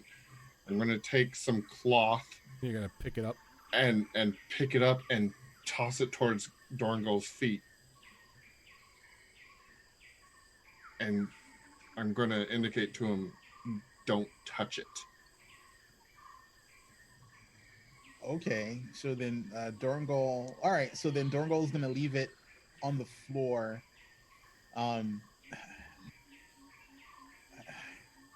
Don't touch. So he's gonna presume "don't touch it" means like don't physically grab it. Dorngal will like kick it forward like into this square, and then he's gonna yell, "My green friend, I think I found your coin. It was in the mud. Is that it? There." You found the coin? As he just jumps up with like this ungodly dexterity, just jumps up and like clambers on over and picks it up. And he's like, "Boss? Yes, no, I have my coin. No, I didn't lose it again. No, I was guarding. Yes, I was guarding. No. Like when the ogre says he was guarding, Dorngal's gonna like look at him and give him like the thumbs up. He's like, "That's good." And he's like, It's like, you're good. no, Dorngal's totally gaslighting him right now. no, I understand. I will return the camp. And he quickly just tucks the coin back into like a one of these small leather pouches that he has that you could totally tell that he's probably lifted off a human. And he he like takes your hand in like his giant hands and just shakes it. He's like, thank you, my magical bear friend. You saved my hide. Oh, no problem, my friend. Would you like to be my pet? I have the wanderlust, my friend. I like to go around and see all of the things. I see. But I tell you what, I plan to stay in this jungle for a bit. Before I leave, you tell me where you are, and I come say goodbye. Oh, we're just north. We have a camp up there. Be careful on the path though. It's trapped. We have it set for one of our boss's enemies. Oh, is this someone I should look out for? Are they dangerous? Yes, I don't know dangerous, but they have painted face. Ah, like jungle warrior. Yes, I've seen those kind of Maybe. peoples before. And yellow hair. He's like, and then he's gonna look confused. He's like, yellow hair. Oh, I don't think I've seen painted face with yellow hair in the jungle. But if they're dangerous and you're an enemy, my friend, I will look out for them and I will be wary. Our boss wants their head. Said we can eat them afterwards, but she gets the head. Yeah. Something about working with a other boss. Oh, it sounds very good. Interesting. I like it. Teamwork against the enemies is a good thing. It makes the dream work. Yes. And he stands up and he pats you on the shoulder again. I thank you, my magic friend, my magic bear friend. Oh, I will thank always you. remember you. Dorngo's gonna tell him his name in Bearfolk. He's like, my name, and he's gonna like say Dorngol in Bearfolk. Mhm. He's like, your name. He smiles. Big brain. Ah, makes sense. He's like, well, big brain, I know you need to get back to boss, so boss doesn't get mad at you. But I keep my promise. When I get ready to leave jungle, I come visit, say goodbye. Kind of like looks over there too, like nudges his head, and they all begin to walk off towards the north. The only reason why this played out the way it did is because you rolled so well on the perception check. Gosh. You rolled well on the perception roll, and a 49 wasn't really something that was just going to instantly devolve into combat. And the person they were looking for was the bush. Yep. If I almost came out. I'm glad I didn't. If they saw you, chances are things would have, been a lot different. I am the bush. Oh my god, I can't believe you were through that. But Reaver's just like, what in the hell just happened? It's like, I think I made friends with the ogres that work for the hag. He kind of looks down. Of course, this one's still asleep. He's like, nobody tell him a thing. So since everybody is, well, almost everyone is up, and to explain that interaction, because I was going to bring up the coin the following morning, but I'll just go ahead and bring it up now and explain exactly what I heard, which was along the lines of what Dorngo found out more information about, the trap on the path. And basically say, I wish I could have kept it, but it felt like it was becoming dangerous to have it, and it got them away. well, now we know not to go north unless we want to deal with the Hag's camp.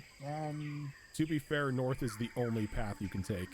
Oh dear God, really? Oh, that's so hard luck. It's so hard luck. Oh, Let me finish my sleep, and then maybe I'll ask my god some questions. All right. Are we on last watch? No, that was only second watch, by the way. it was Jesus only that- Christ. it was only so. So before gonna we go up to the- before we move on to the next watch here, let's go ahead and take our first break of the night so we can get up, stretch our legs, get something to drink. And when we come back, we'll find out what other shenanigans you guys can get into tonight. Jesus Christ. But I just Are we wanna going to say live? real quick, I'm really proud of this group. Last session, avoided a combat. This session, talked our way, maybe made some friends, got some information out of it too. Yeah, we're substantially less like, let's just kill everything. all right. So stick with us, guys. We'll be back in about like 5 minutes.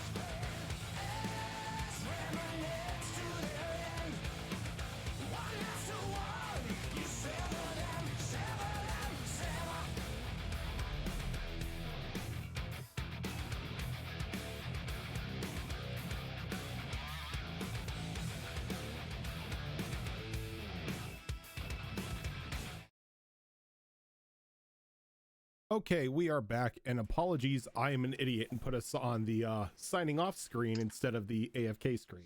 Oh, sorry. That's all, folks. That's all, folks. Not like it's not like I've been streaming for 9 years or anything like that. All right. Oh. I mean, it would have been appropriate if you had lost power. Right? You're just preparing for the worst. I don't know. I don't think I have to prepare for the worst tonight, seeing as how what happened in that last little situation. I think the worst has gotten a little less bad. But yeah. I hope we made some real permanent friends here. So Until we have to kill them and go, sorry, you're working for the hag. Gotta kill you. sorry, you're the enemy. Those are the rules. Unless you want to, team up with us, because we'll win every time. So who? I think it was Amelia who's going to take third watch, right? Yep. Yep. So, since I only have to go into a 4-hour trance, do I get my effects of the long rest Yep. now, or okay? Awesome. Yep. So, Actually, no, you wouldn't, because you still Okay. because even though your trance lasts 4 hours, you Yeah. still you still have more downtime. okay. You only have to be in asleep for 4 hours instead of doing 8. Okay. That makes sense. Well, how many hours has passed? 4. Or So I don't have to sleep anymore, but Mm. I don't get my No. long rest yet. I'm confused. So I know it was already used, but I'm going to go ahead and use perception as well. just Okay. because It's a good stat I'm, for me. I'm gonna put us back to where we were prior to. I'm just prior to friendship. I know. So that's a 21 perception. Okay.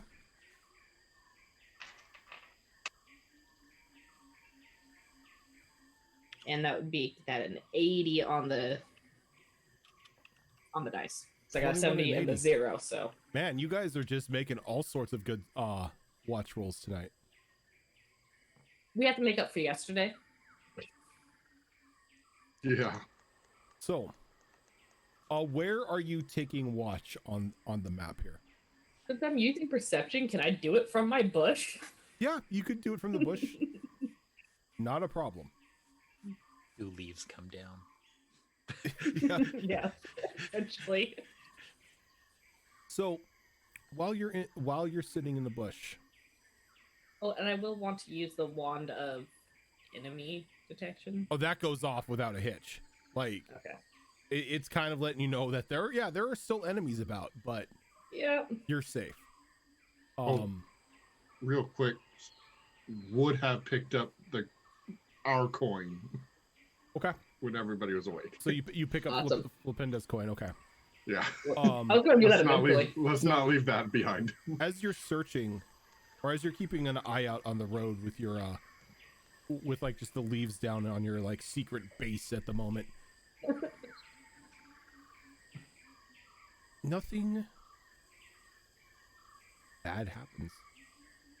Again, a very quiet, peaceful night.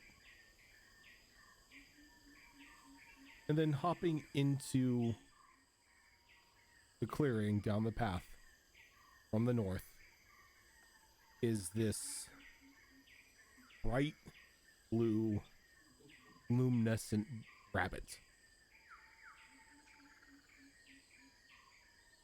Are we all awake to see this? No, this is third watch, so Oh, okay.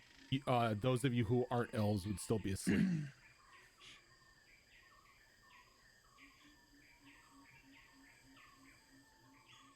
Have I, in all the reading I've done, read anything about glowing rabbit? Go ahead and give me a history check, since you are a book nerd. The 15. 15. You haven't really heard of glowing blue rabbits before, though you have heard of peaceful forest spirits that sometimes take the shape of animals, normally to present a boon to people they deem worthy enough.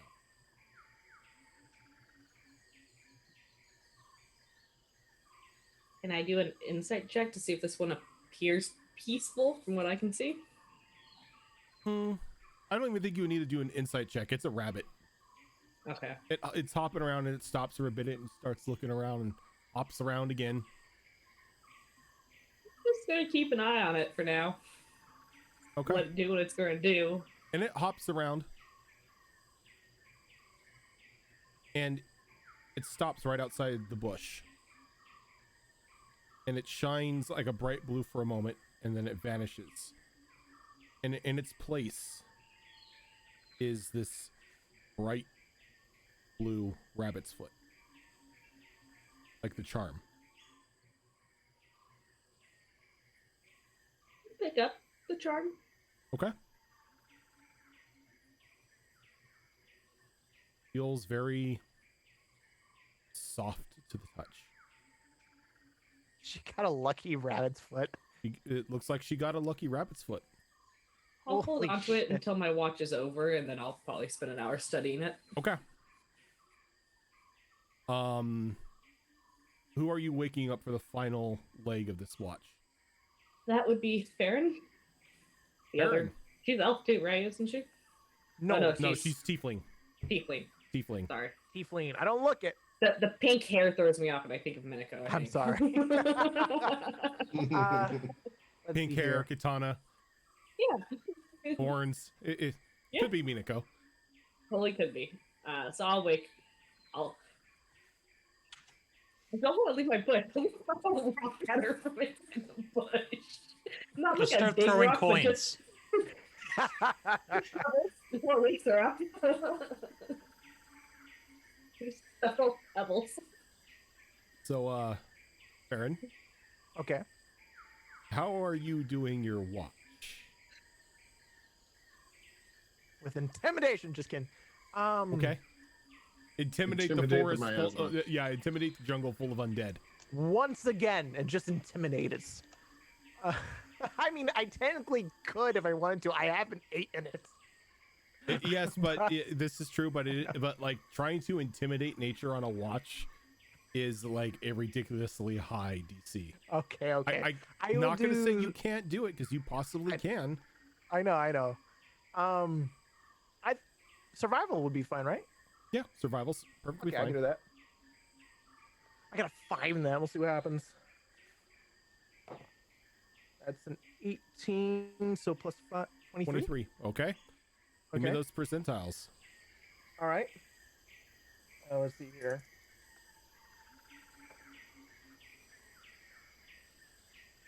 I'm confused.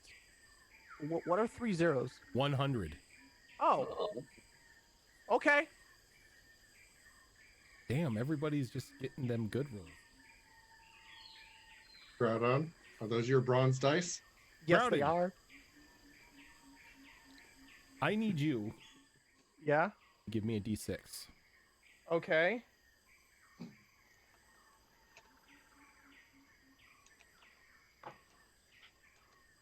Five. Now give me a D100.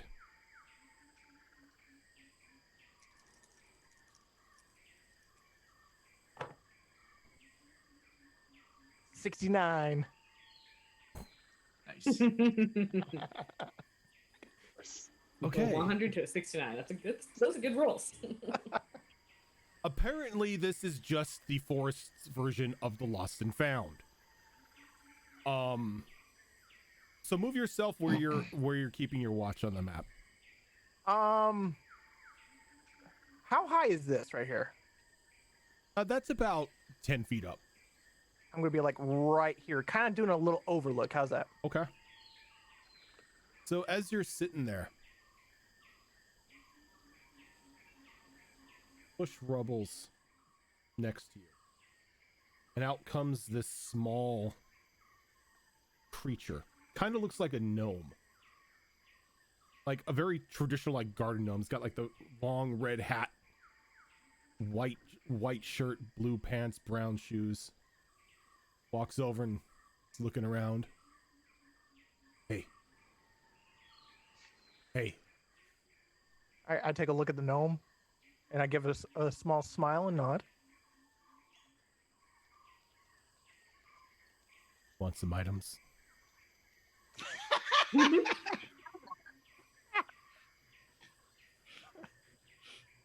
She thinks and nods. And he kind of like pulls the bush aside, and you just see this pile of treasure hidden inside the leaves. 1 gold. And I'll let you reach in and take something. That's some stranger danger shit right there, man. 1 gold. 1 gold. Hey, at least he didn't say follow me to my van. Right. Little carriage I'm pulls up tempted free to give him candy. more gold, but only grab 1 item. But, you know, like a tip, just a tip though. But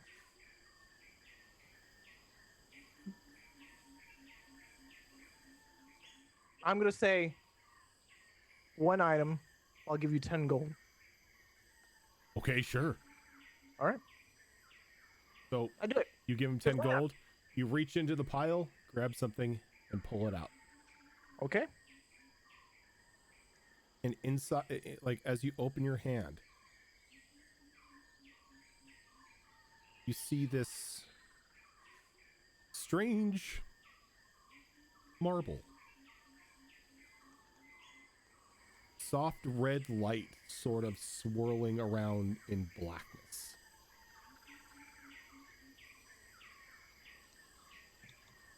And as you're mesmerized by this, you hear the rustle of the bushes again, and like some clanking coins into the treasure pile, and the gnome-like creature is gone. But I just say the "Thank you." marble itself it fits in the palm of your hand. It's very warm to the touch.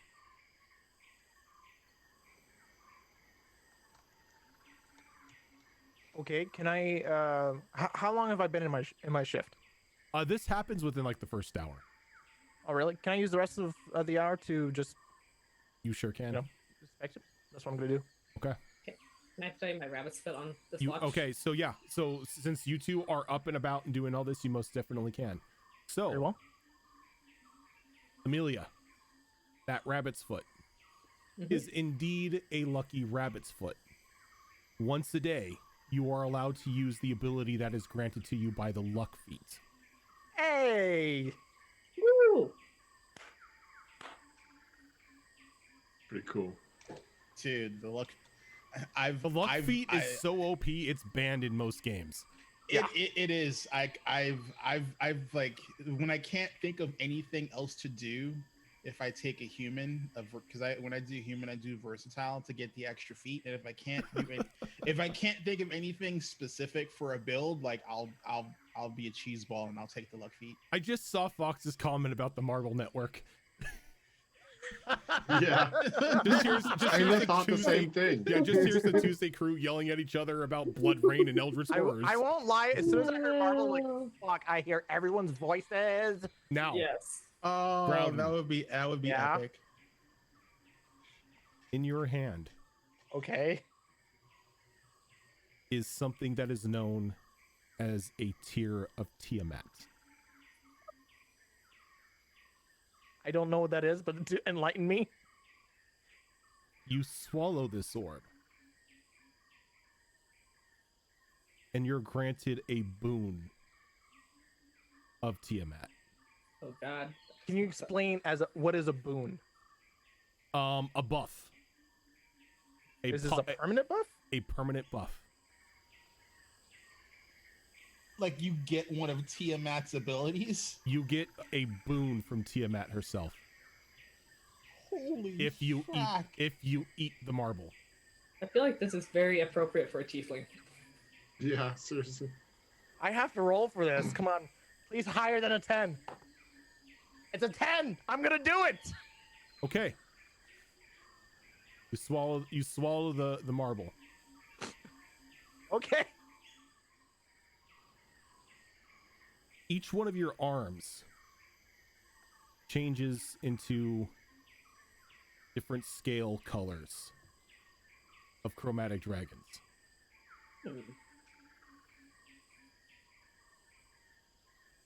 Your armor class is increased by 1. Okay. You have resistance against fire, cold, lightning, and poison.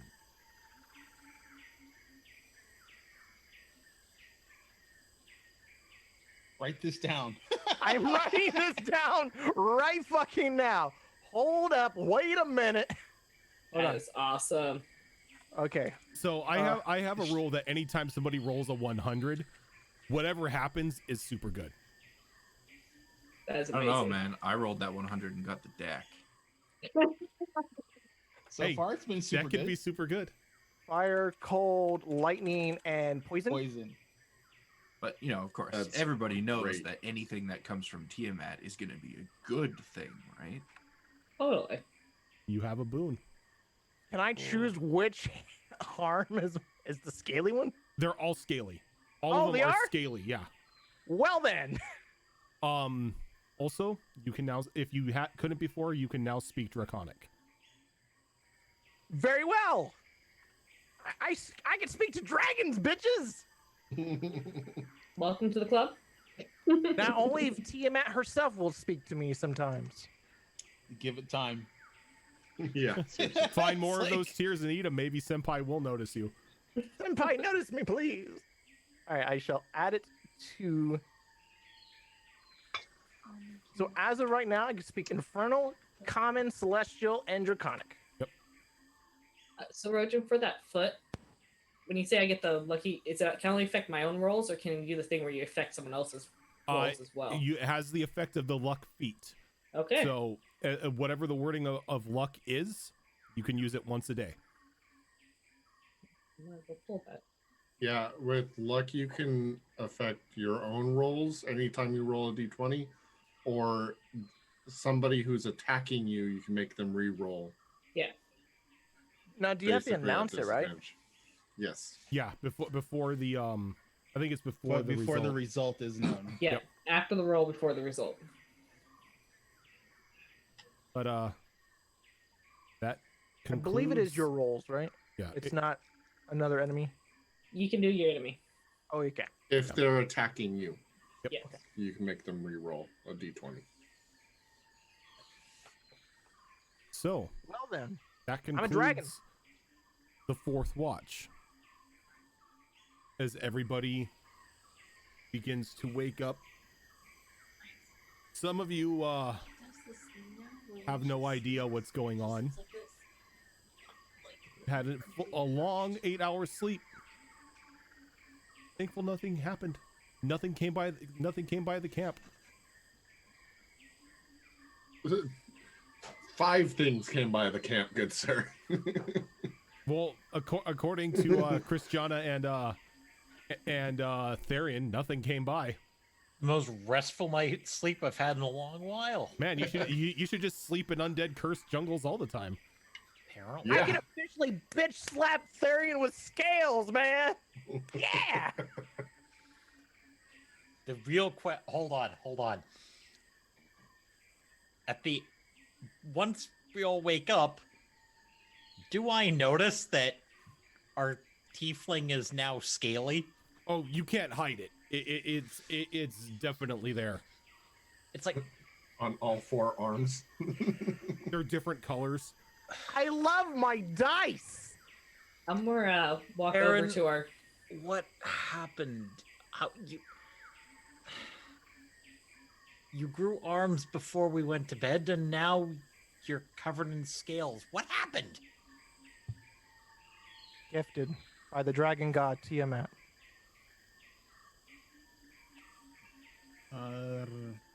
Dragons have gods.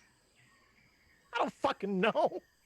There's a few dragon gods. I don't know.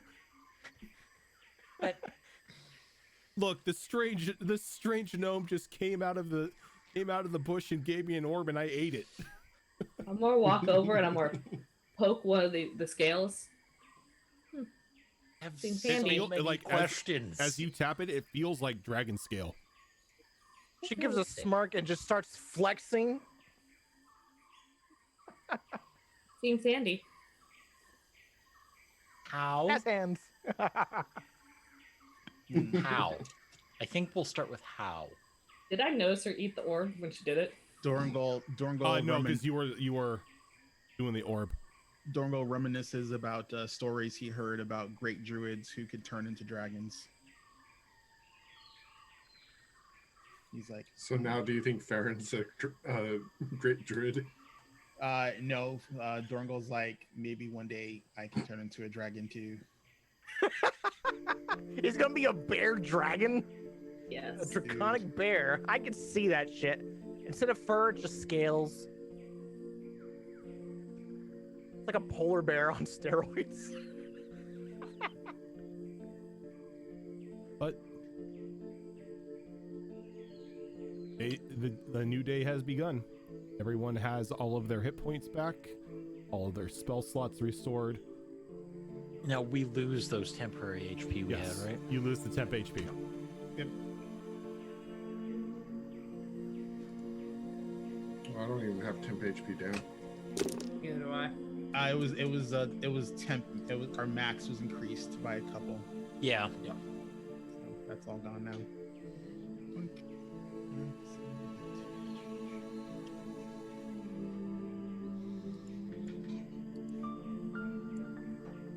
Oh, there it is.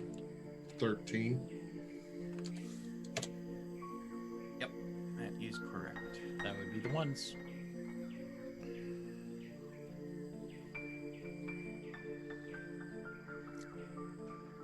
So, as everyone packs up camp for the day, is anybody sharing what happened with the rest of the class during the camping?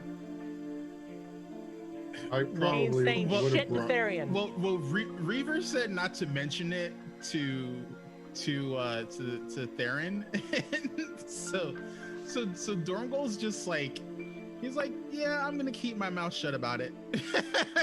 Just like if he could catch,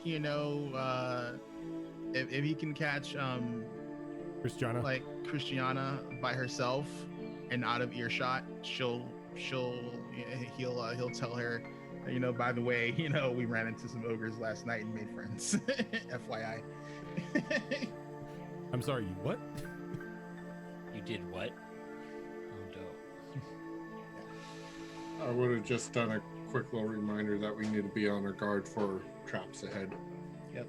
But not gone any further in depth than that.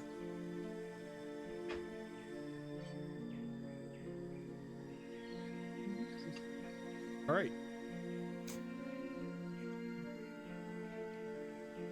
So is there anything anybody else is special anybody's doing before you head on out? And if not, who is taking the lead? Okay. Would you say that I know, based on the spells I did, would I know enough about the orb to do a locate object on it? Since you got that, bring up locate object on the thing before I give an absolute yes or no. Yeah. Also, didn't Amelia want to do like a commune? She had mentioned it the night before. I had, but one of my questions got answered over the night. I'm now almost certain that lady's a hag. You most definitely can do locate object, but you know that since you just got into the forest, it's going to be more than 1,000 feet away from you. Okay. Where? But yes, once you have once you have a sense of like you may be closer and you cast it and you're within the range, locate object is something you definitely cast to find the orb, because you did commune and you were given a lot of information about it.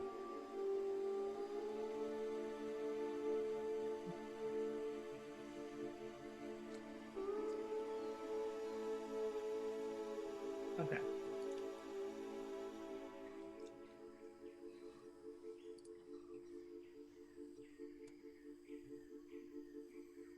No, I need to think about more questions before I can do a commune. So maybe Okay. at the end of the night.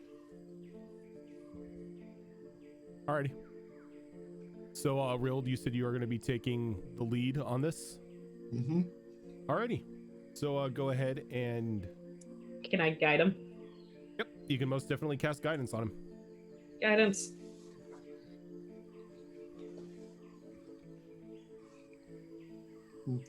So what skill are you going with? It's a D4, right? Mhm.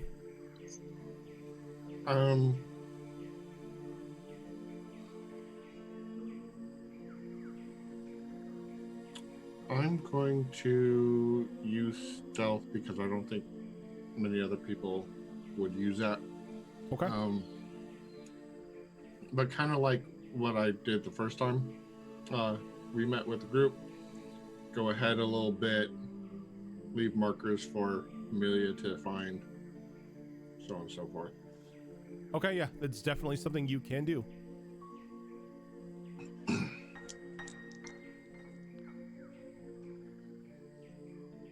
Okay, so that's going to be a, with the guidance, going to be a 24. A 24. Okay. Can you give me a percentile roll? I sure can.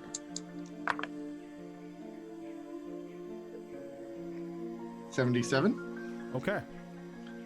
So you begin to you lead the group as far down as it can go. And you come to a bit of a disturbing sight as your path has ended. Your path of safety, at least.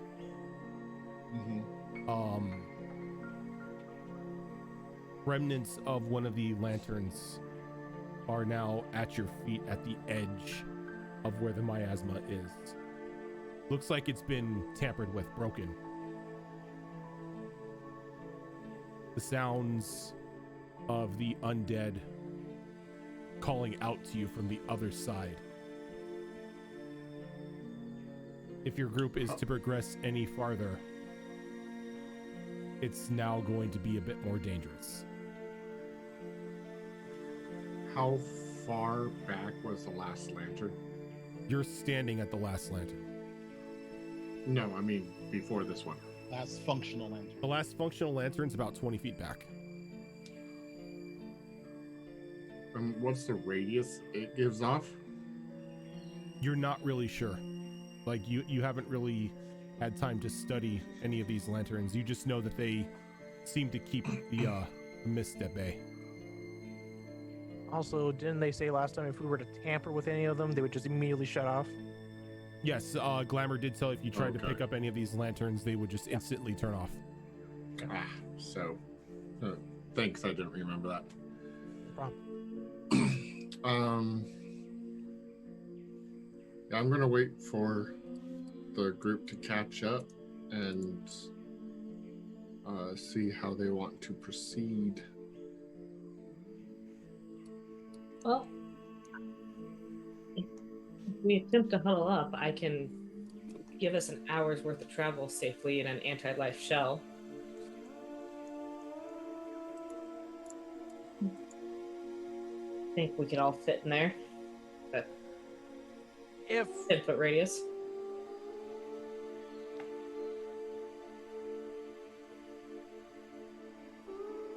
You do all have protection from that miasma due to the mark that Flipenda put on all of you. Oh, yeah, yes. I think the anti-life Oh. shell provides other protection as well, though. Not Oh, just I'm just saying that if like you were worried about your skeleton vacating your body if you were to go into this mist, since Flipenda gave you her her protection, that will not affect you. So the miasma won't turn us into undead, but we're now susceptible to undead attacks because because we're in you're the now miasma. going into the miasma itself. like you do. Like you do. so, my question is, how much would it take to observe one of these lanterns to learn how it's used? What do you Based off mean? what it gives. Like how long would you have to study it if you want to learn it? If you say that out loud, Dorngal will tell you that it looks like it's Fey magic. Okay. Because Dorngal's already been trying to figure out, like, you know, how to use them. Fey magic.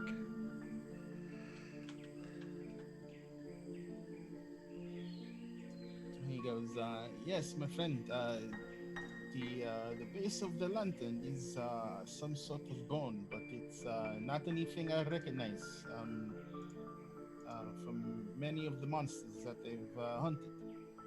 It looks like it's something that it's not unnatural, but it's definitely not from here. If that makes any sense.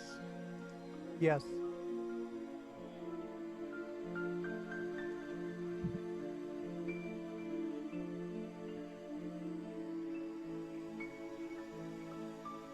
Well, looks like our only option is to venture out of the safety. Well, I mean, we don't have to worry about turning into undead unless there's undead that can turn our dead bodies into undead. So, I mean, that's a good thing, yes? I will have my weapons at the ready.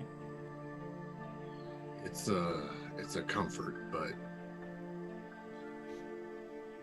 would have been nice to have more of these, but it is what it is.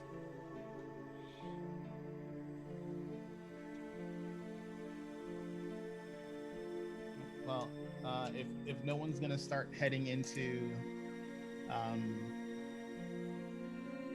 the miasma, actually, oh, crap. I will once I think the party's ready to, you know, go in. I'll go in with them. So, is this the end of a leading section, or? Yes, like you come to this at the end, like the end of your chance, not your chance, but your you know what I mean. Yeah.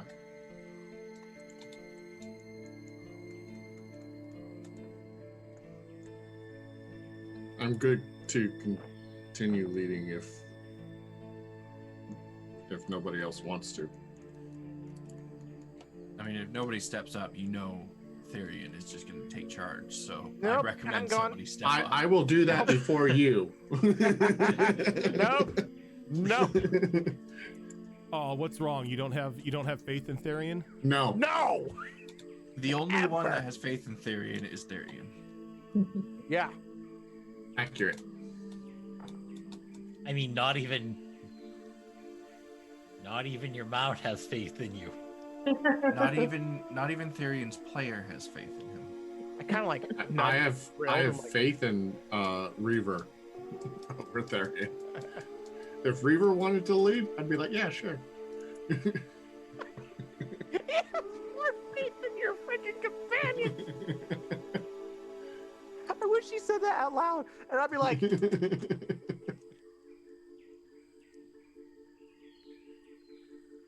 "Oh fuck."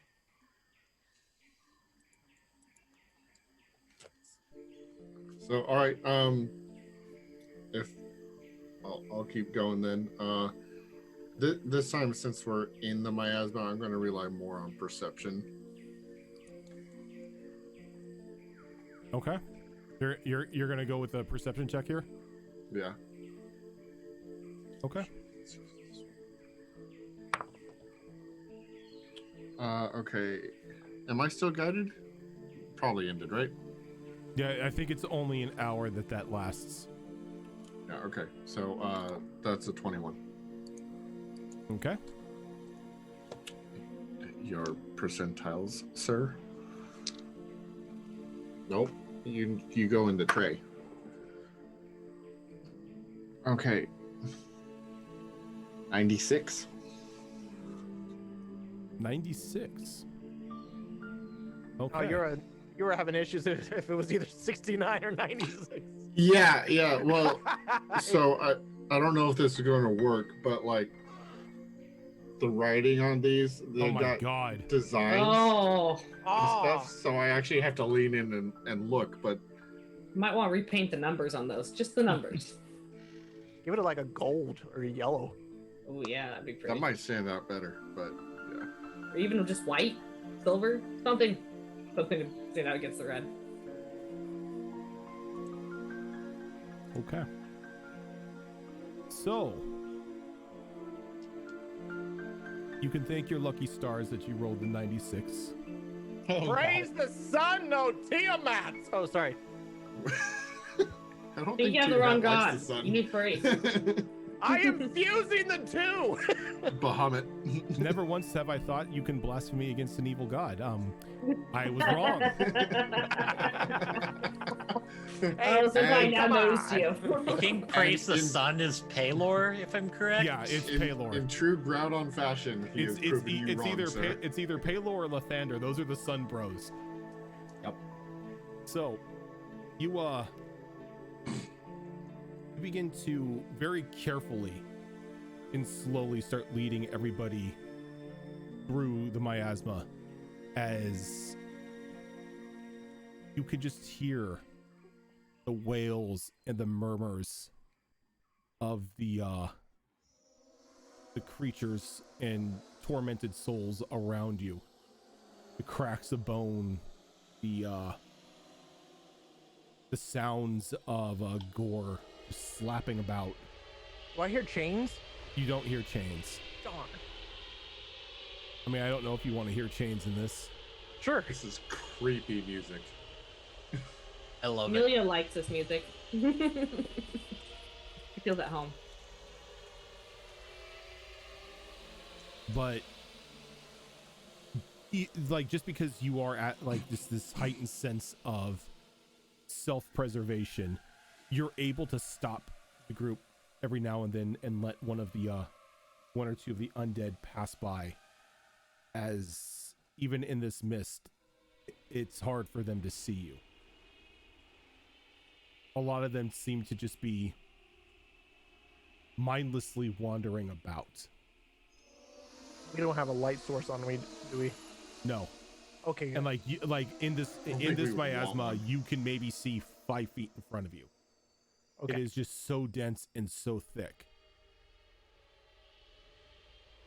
But due to Rild's expert navigational skills and perception, you're able to find a pocket in the miasma where more of those torches have picked up. Oh, thank God. As you cross over into an opening of the forest again. But you are not alone this time. Off a little bit a ways, you can see, it says, is it that hot Mothman? Come on, he's smoking. Fairwind would totally tap that. I'm gonna move everybody over to because there are some things that are about to happen. Oh crap! I don't want to die. Oh well. I didn't say you're gonna die. Damn. The luck had it around eventually. Quick, use the Lucky's rabbit's foot. I'm Oh, still wait. hopeful because I mean I did roll pretty well, but we are in a really bad place. I have seen maybe at least 1 or 2 times that even though no matter how high you roll really well, you're still fucked. Oh yeah, Okay, shit so- happens no matter what. I'm gonna pull you guys over to this map. Also, Go ahead, like down in that bottom area between the two tree stumps and everything. Arrange yourselves. Because I've got some things I got to put on the map ahead of you.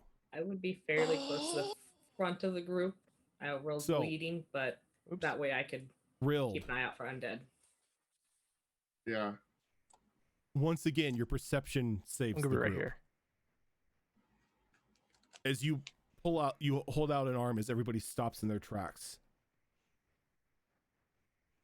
as this strange monstrosity comes around one of the corners near the upper trees. Something that looks like somebody just attached multiple ogres together in a line. It's the ogre centipede. Oh god. I know I have it here somewhere. I'm like looking through my monster list here trying to find where I put him.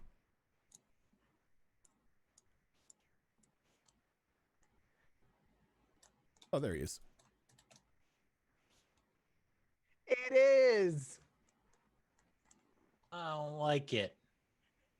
Well, how's that for you?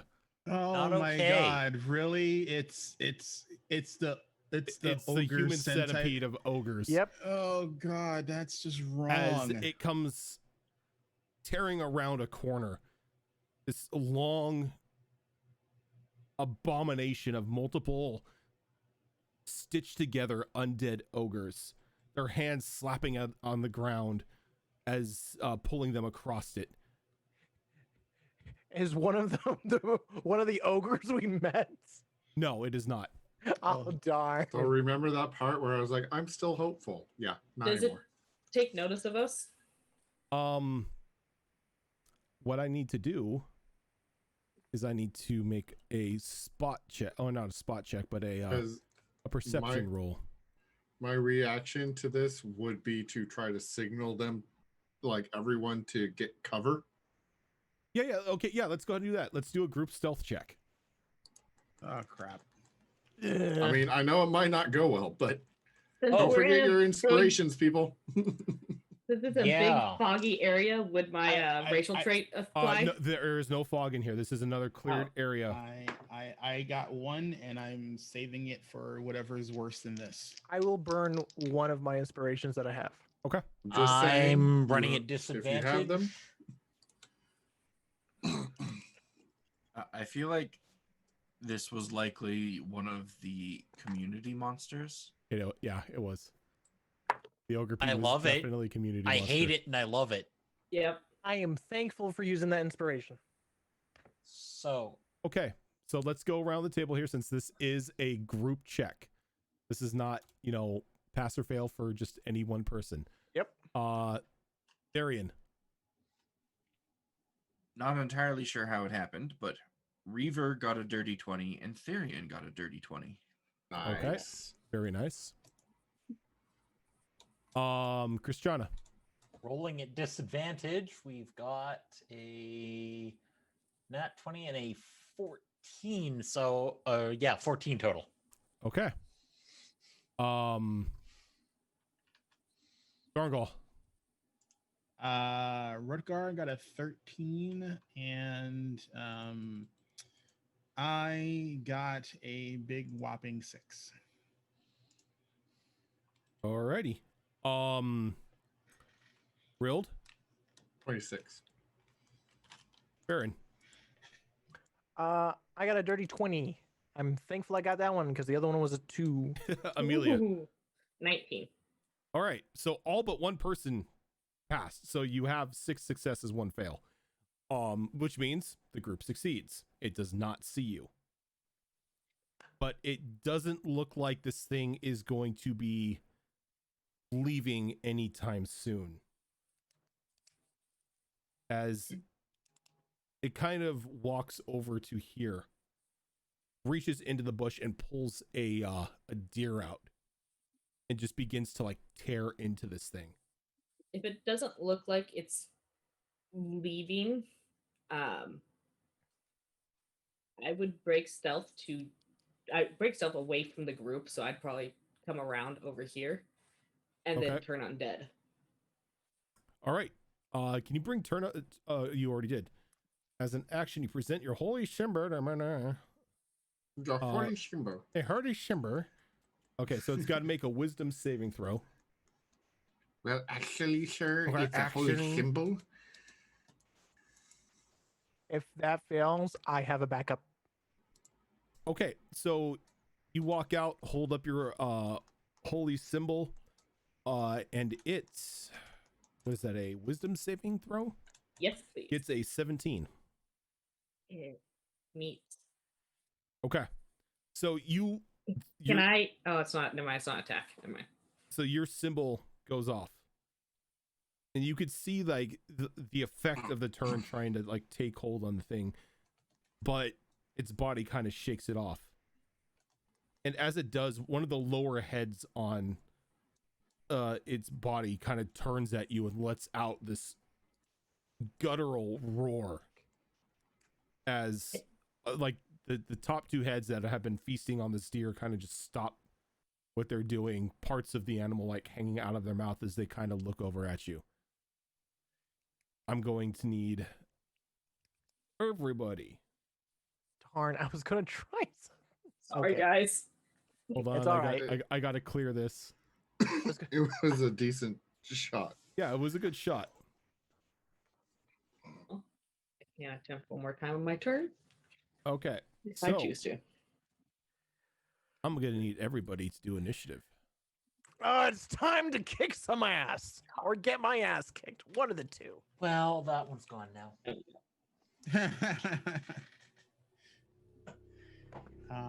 Boom. Far. Initiative. There you go. That's where you put initiative. I know how to do this. Why do you do? Apparently my dice don't. I got my notes. Hey, Groudon, what's your dexterity? My dex is at 2. +2? Okay. Yeah, it's +2, unfortunately. Just asking because we both rolled 22. So Oh shit. Okay. my dex is at 3. Whatever your hard number is there. So 22.1 whatever. 1, 4, 1, 5, depending on which one it is.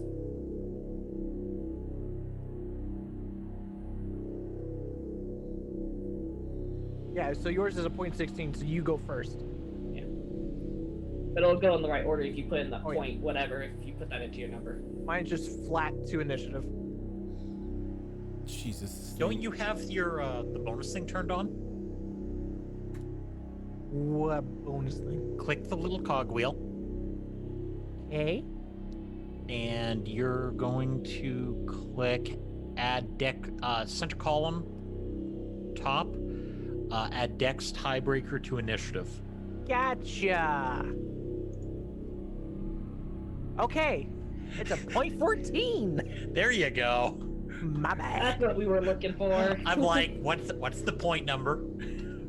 All right, Amelia, Jesus Christ, I'm up first. you're up first with a 22-16. I will fix that. I will. Yeah, I will use my last channel of divinity and try again.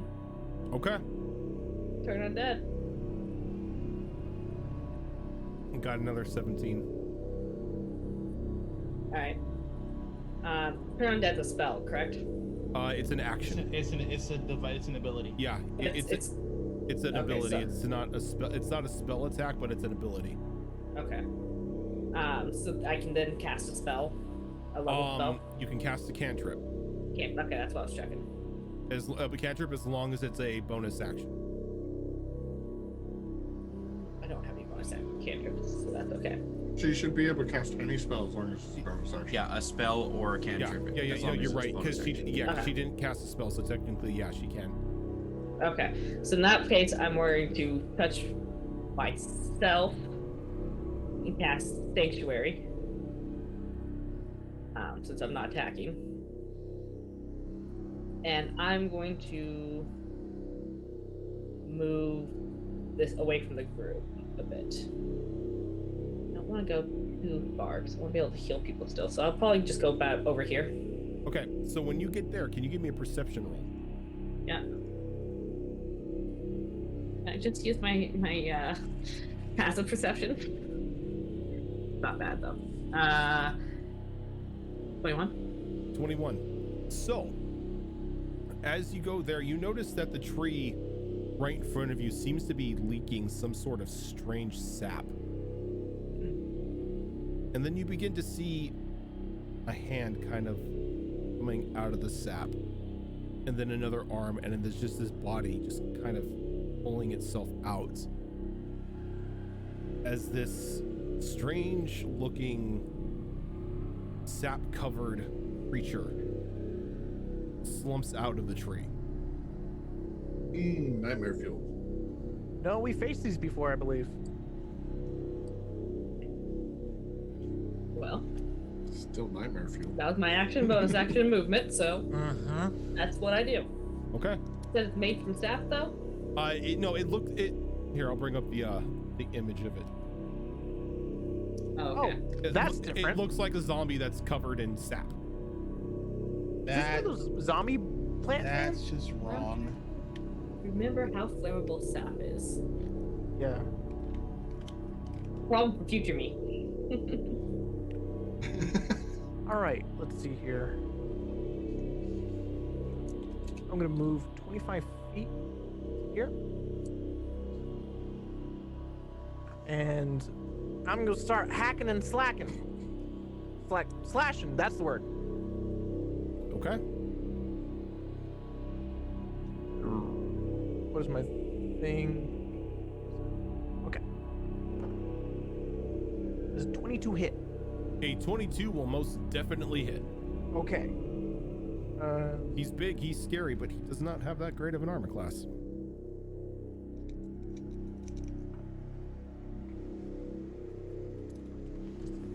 Save.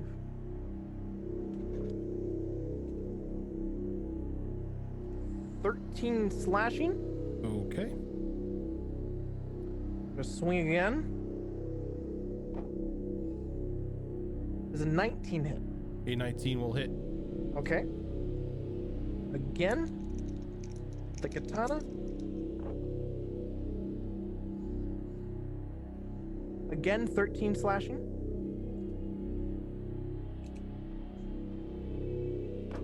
Okay. It does an 18. An 18 will hit. Okay.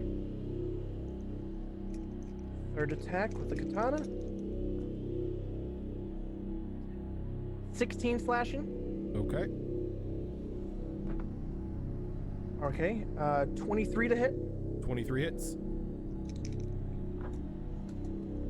6 plus 5, 11 plus 12 slashing. 12 slashing. Was that the third or was that the fourth? That was the fourth. Okay, and I'm going to use the offhand now.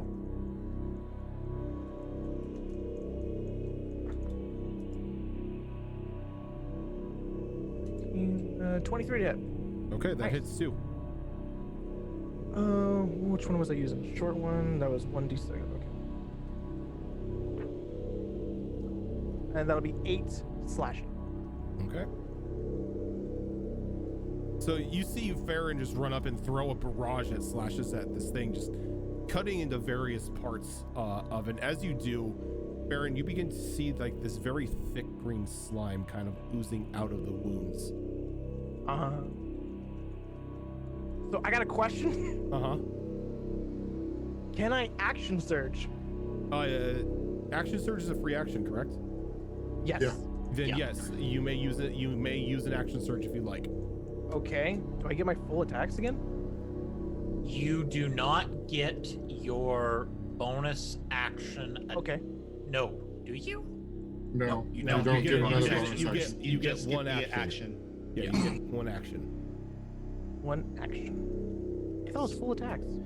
It is for you. A single action right now is 4 attacks. Yeah. Okay. Yeah. To get the offhand to give you 5, you have to use your bonus though. All right. 17 plus 4, 21. That hits.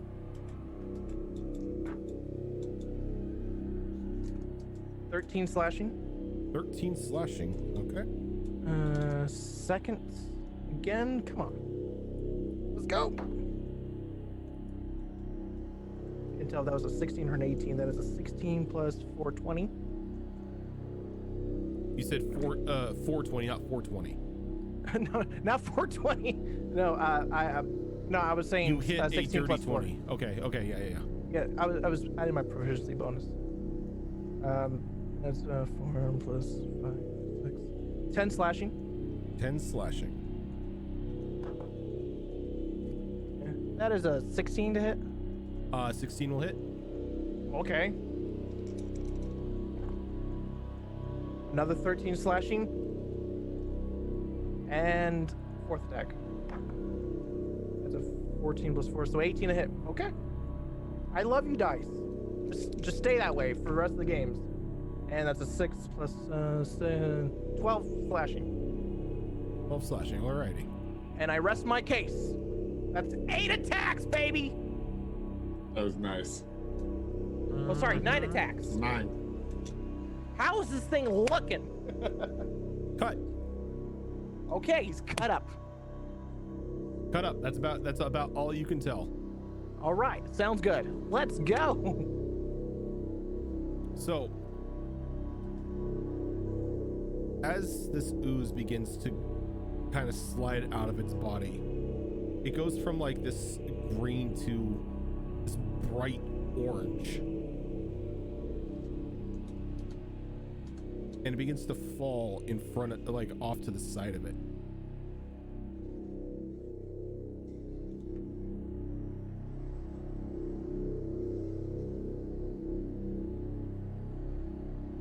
That's all it does. Dorngall. Okay, hold on.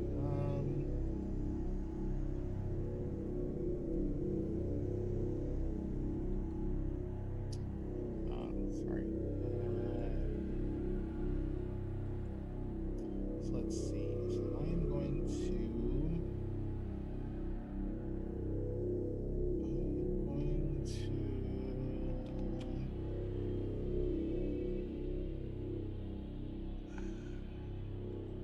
trying to figure out what the hell this thing is. It's so freaking weird. So let's see. You know what? I'm gonna do erupting earth.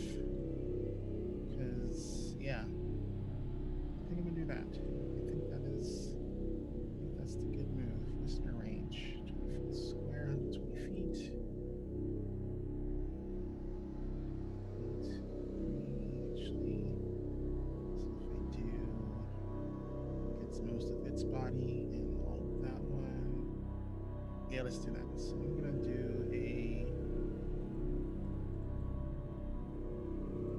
You are going to have to move yourself somewhere so you can have sight. That's fine. So let's go do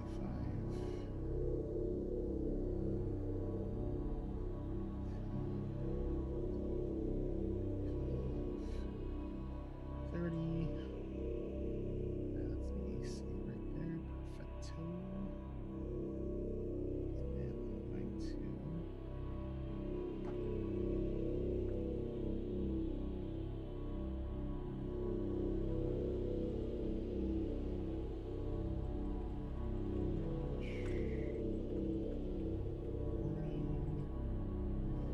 And he is going to cast Erupting Earth.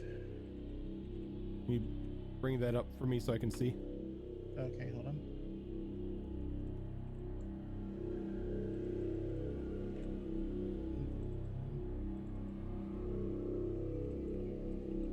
No, I mean the this. Oh, you did. Okay, I didn't hear the beep. All right, creature takes 3d12 bludgeoning damage on a failed save. All right, so they both have to make dex saves. Yep. All right, so the ogre scores a natural 20 for a grand total of 19. Little ooze man is an 8. Alrighty, so Oozman takes full damage. Let's see. 12s. 12.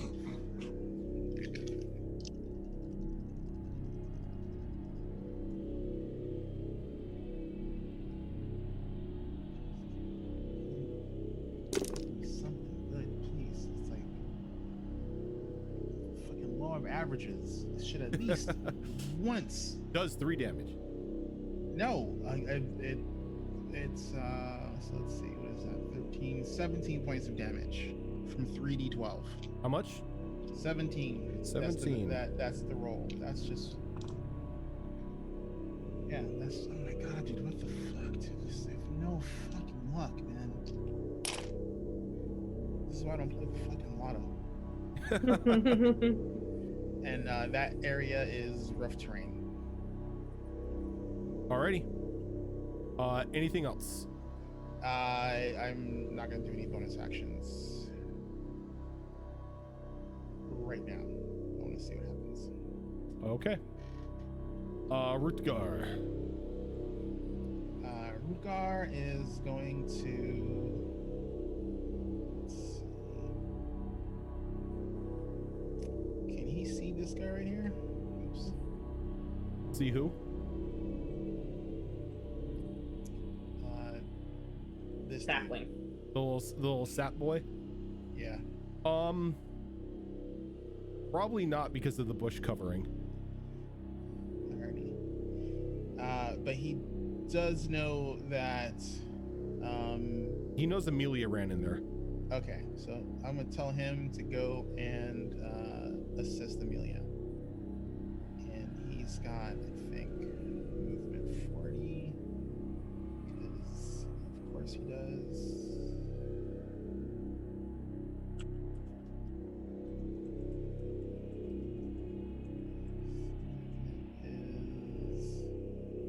His movement's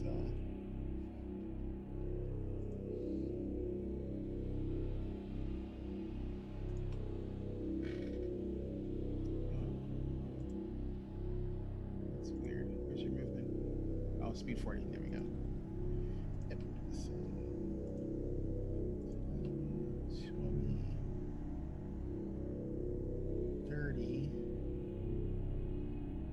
And then he sees that thing. Yep, as long as he's got a passive perception of 10, he'll see it. Yeah, he's got enough. He's gonna spend the last 10 to get here. And then he is going to,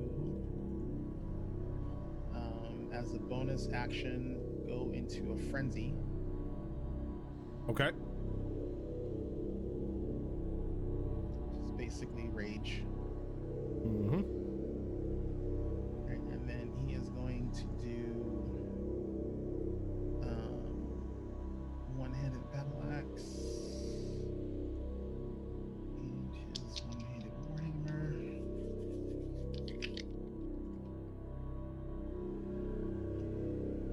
Ooh, that's really good. So those are both at +8. So the axe gets a 23, Yep. and the warhammer gets a 22. Both will hit. All right. So that is a D8 each, right? Yep.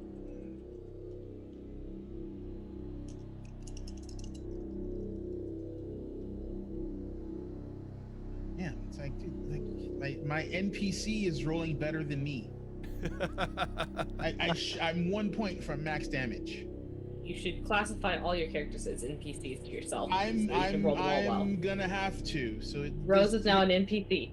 Yeah, so he does 23 points of damage. Like Right. he does 12 from one and 13 and 11 from the other. Okay, so the first strike kills it.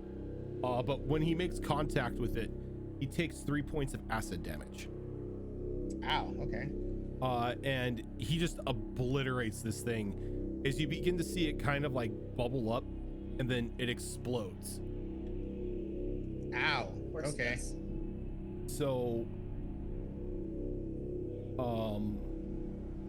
mark this. So what I need is I need both Amelia. Wait, no, it's only 5 feet. No, yeah, I was gonna feet. say, is it a 5 foot burst? It's a 5 foot burst.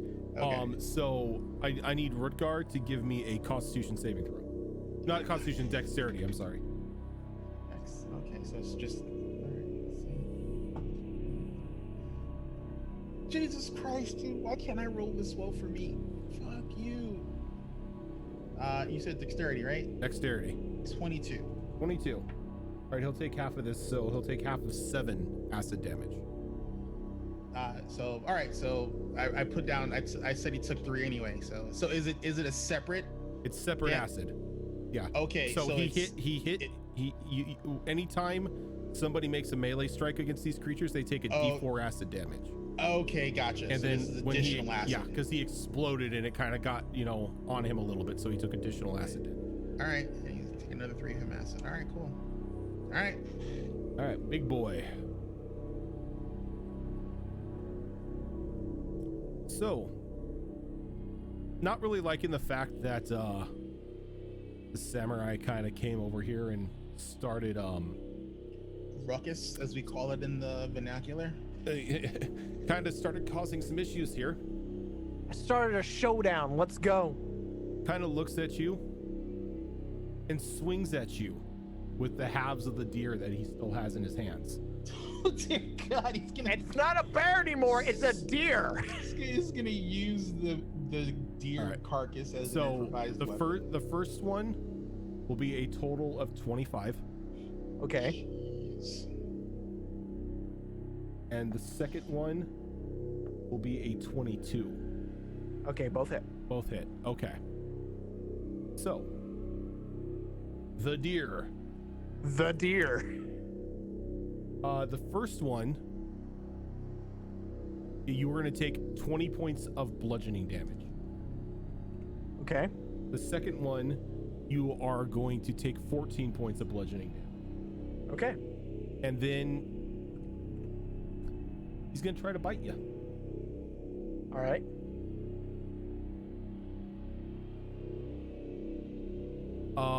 I don't think 15 hits you. No. Okay.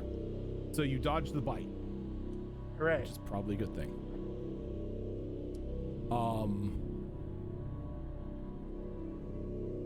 And no, it's like noticing that the earth is like kind of uneven around him. It's kind of not liking that, so he's gonna kind of move. I'd like up. to use a reaction. What are you gonna do? I'm gonna try to sentinel him. No, it has to leave your threat range. Yeah, it has to leave the threat range in order to do it. It just dances around you. That little bitch. No sentinel for you.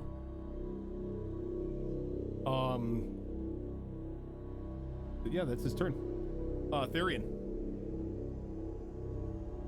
Well, Therian is going to do what Therian does best. He's going to Fall pull asleep? Therian's going to do what Therian does second best. He's going to pull Orekeeper off his back and go charging in.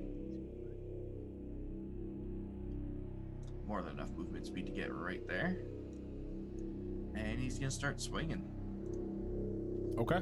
Let me see.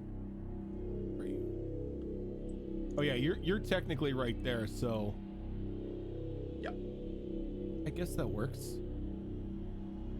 I have more movement speed if I would say elsewhere. that Reaver would probably have to be here. That way, like the log isn't blocking it. Yeah, How tall is that log? It still provides cover. Yeah, you got a point. Like that log isn't terrain you can traverse without like climbing over it. So First swing is a 26 to hit. a 26 will indeed hit. And that will be 17 bludgeoning damage. And you're using Ore Finder, right? Orekeeper, yeah. So it is Orekeeper. magical. And it's 17, you said? Yep. Give me a moment.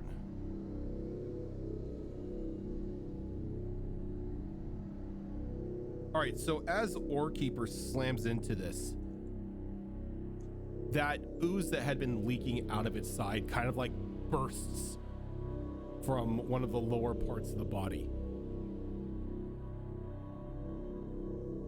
And when it does that, oh, I just had it up. Where is it? There it is. No monster for you. This large amber-like ooze comes exploding out of its body and like begins to writhe in front of Farron. Mother. I am also gonna slap it with my unwavering mark when I hit it. So it will have disadvantage against anyone other than me. Okay. And then we're going to go in for swing number 2, Okay. which is a 29 to hit. Yeah, that'll hit. Rolling real well. That is going to be 19 bludgeoning damage. Ooh. That's some hefty damage there. Sure is. And assuming it doesn't have more gross things exploding from its side, I am going to do exactly what Farron did and action surge. Alrighty. Attack number 3 is a 22 to hit, That hits. and that is going to be another 17 bludgeoning. Okay.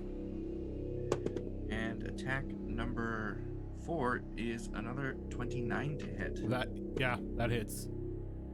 That one's going to be the lowest damage of the bunch, but it's still 15 bludgeoning. 15 bludgeoning.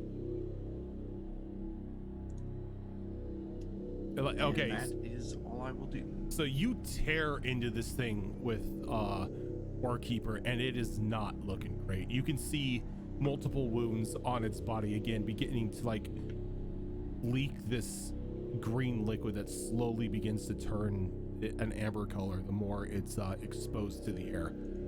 I helped. You indeed helped. I'm just waiting for Justarian just to down it and then tell a stupid fucking story, and then I'm like, I helped. This is what happens when you have multiple fighters in a group. It's just attack after attack after I attack. know. Attack. All right. Hey, I love that band. Rild.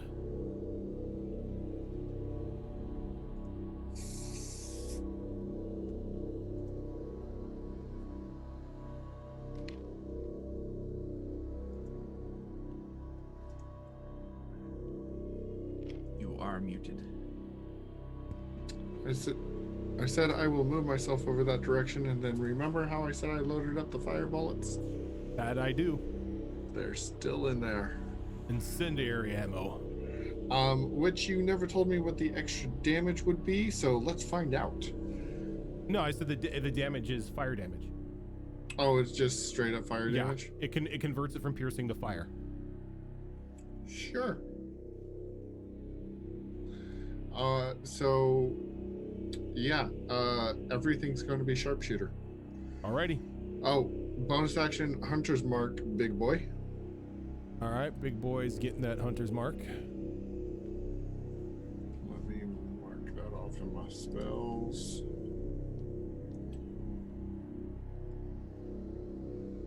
Okay, marked off.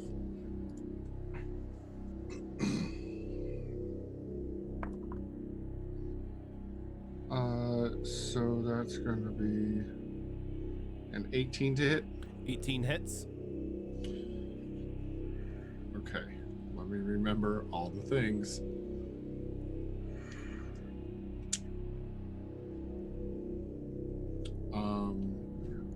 Hunter's mark.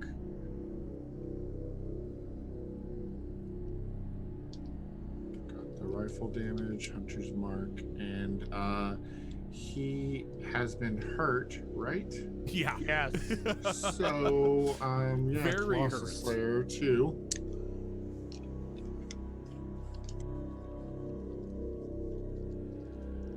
Oh, why not throw in a combat maneuver? Try to knock him prone.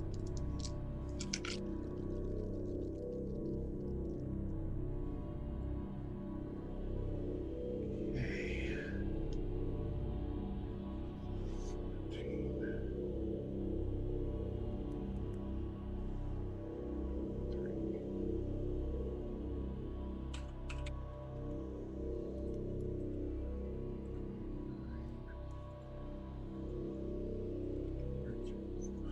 42 points of fire damage. Okay. Well, that was an ogre.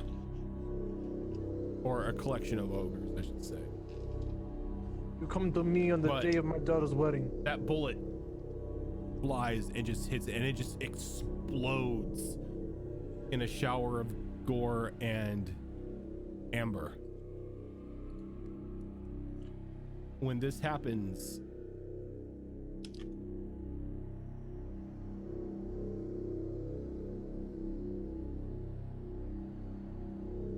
Yeah. a huge amber-like ooze is now in its place. Off to the side, that's another not one good. has separated as well. I don't like this thing. Therian, and Reaver, I need dexterity saves from you. Ugh.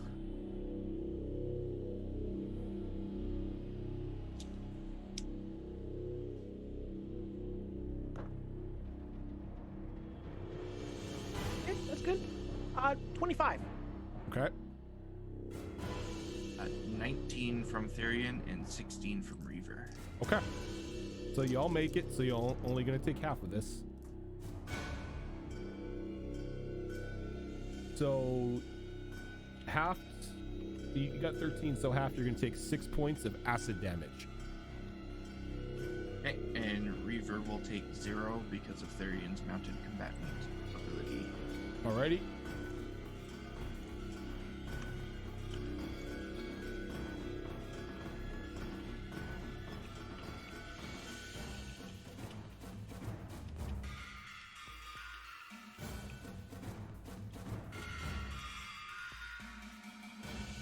Rilled, anything else? Yeah, I'm not done attacking.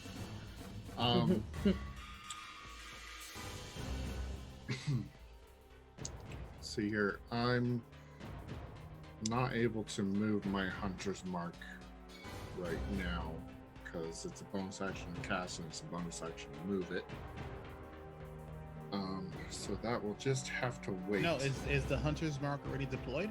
Yeah, it was Yes. deployed and then he killed something. It's a bonus action to move it. Yep. Oh, that's right. I'm sorry, because it's not a curse. Yep. Never mind.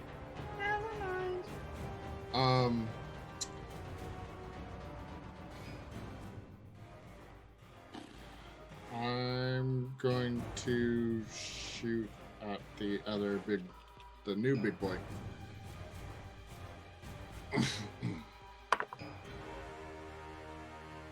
Okay, so 23 to hit.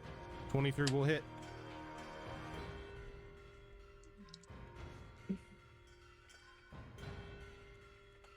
Sweet.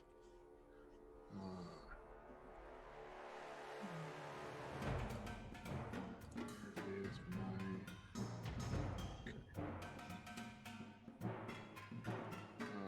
35 points of fire damage. 35 points of fire damage. Okay. Moment here.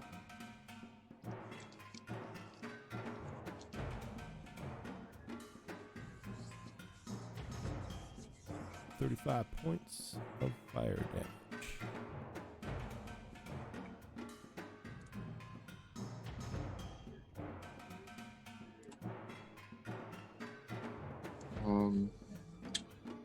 Might as well action surge. All right.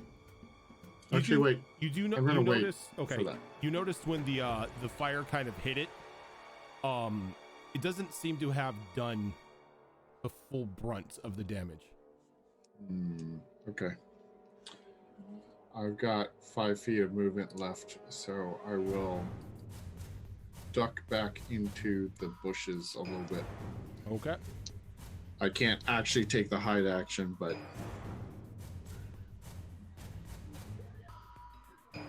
All right. Christiana.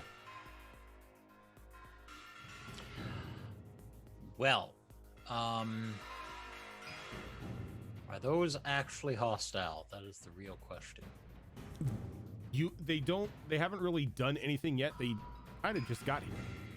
But You know what? I'm gonna hold until they do something. okay.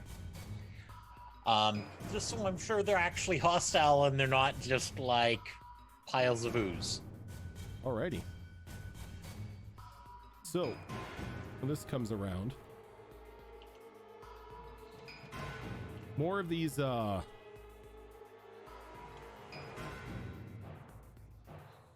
amber people begin to crawl out of the bushes and trees here. All of them looking like just sap-covered zombies. Maybe a side effect from the miasma workers that were getting sap from trees when the sickness took hold of them.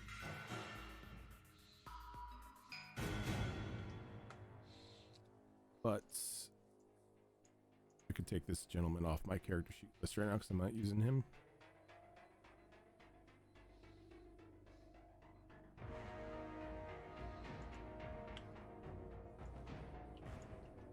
Is this one kind of like shambles on over to Christiana?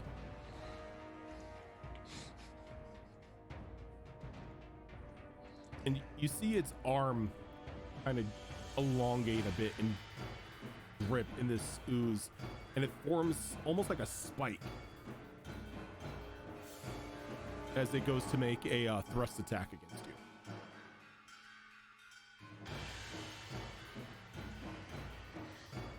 That's what we were waiting for. That was the sign. That was the sign that they're bad. But a 10 will not hit you. No. Did you want to use your reaction before before any of the other ones acted? Yeah, yes. Now I can see all of these, right? The ones that, like this one, you have a little bit trouble seeing. You can't see this one due to the rock formation in front of you. Okay. But the two on the one on your left and the one on your right, you can see clearly. Okay.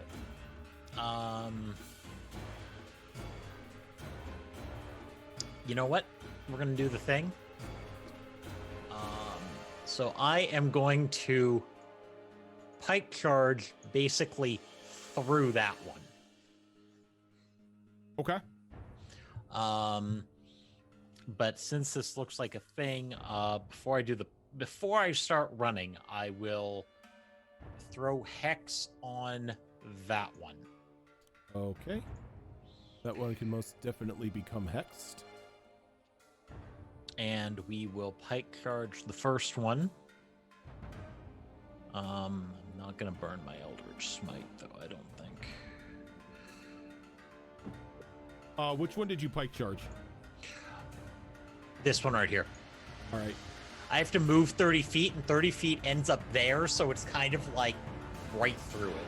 Gotcha. And does your pike charge incur attacks of opportunity? Yes. Okay. Because it's still movement. It's if I move X amount of distance. A 14's not going to hit you, so you don't need to worry on that. Nope, will not. There's your hex. For me, more than anything. And What are you hexing? Oh, the one that's already marked. No, for stat wise.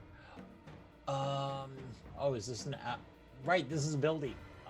Strength. We're gonna go with strength. Okay.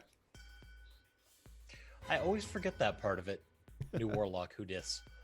You're welcome. Does a 26 hit? A 26 most definitely hits. Okay, so it's 2d6 plus 1d10 plus... I think that's it. I think that's all the things. Yes.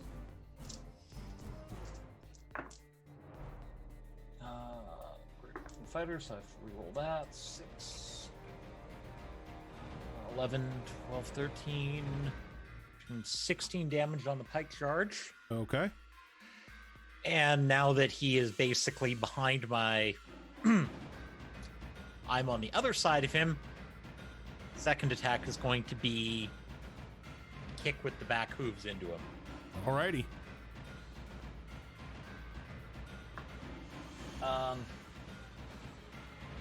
That's higher. That's 27. Yup. And that's another 2d6.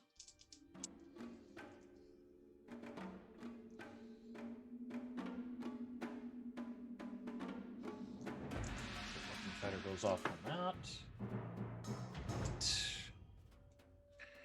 9, 10, 11, 12 damage. All right. So That one dies. Hoof to the head. Yep. So what I need is a dexterity saving throw. Okay. 11. 11. All right. You are going to take 5 points of acid damage as Okay. it just explodes and gets all over you. Eee. Could be worse. So it is still these creatures' turn. This one's gonna walk up again, arm turning into that amber-like spike, and tries to make a attack on Reaver. And fumbles, as they do.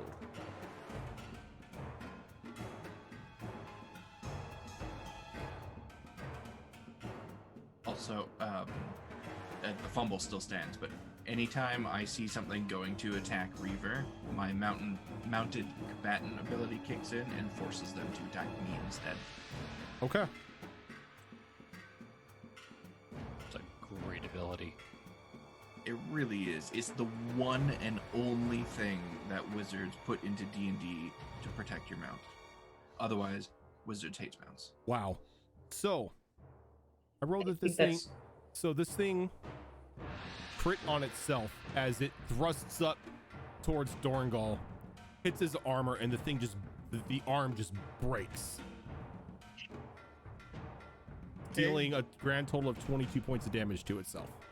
Okay. Does Therian, not Dorngal. Yeah, Therian, Okay. I'm sorry. Well, see, that's the mistake it made. It should have attacked me, but tried to attack Dorngal instead. He's just too far away. Yeah. That's, Yeah. yeah. Though since it did die, Overextended. I'm going to need a dex save from both. Oh, I'm only going to need a dex save from no, both Therian and Reaver. Therian. I almost said Dorngal and Reaver for some reason. When he gave that, he crit and killed himself.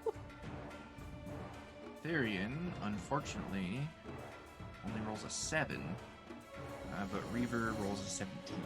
All right, so Therian, you're going to take 5 points of acid damage.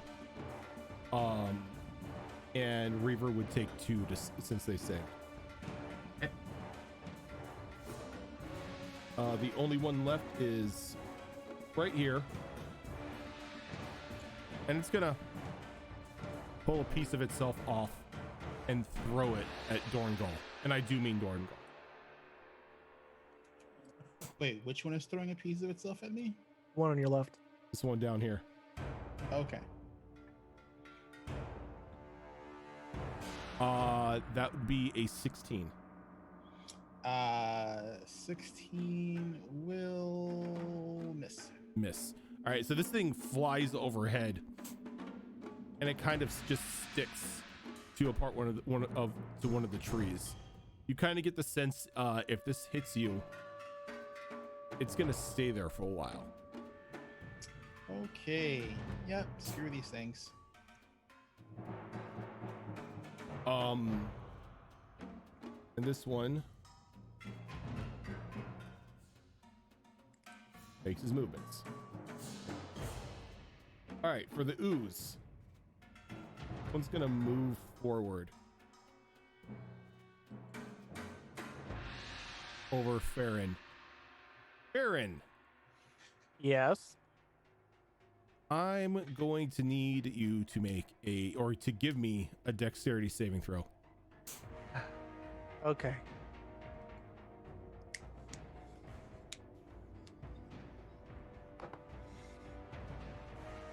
$18. 18. Okay. So normally you would be able to choose which way you want to go, like which way, if like 5 feet you want to be pushed back. But since It's a there's freaking cube. since there's only one way to go, it's there. Does that force attack of opportunity? It does not, because it's a push, because Okay. you are being pushed. Okay. Though it can still move. It's gonna move down again, and I need another dex save. Okay. This thing just wants me. A 19. 19, okay. You're pushed down again.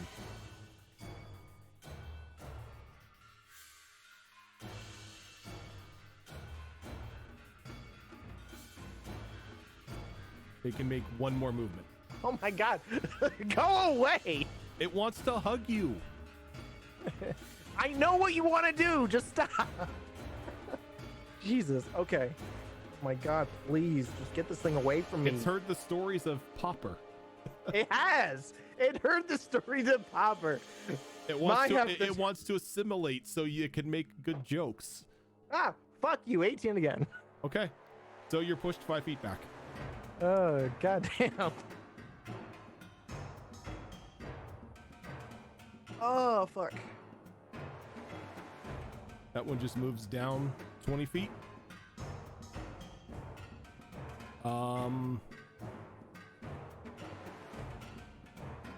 That's all it can do. The big one.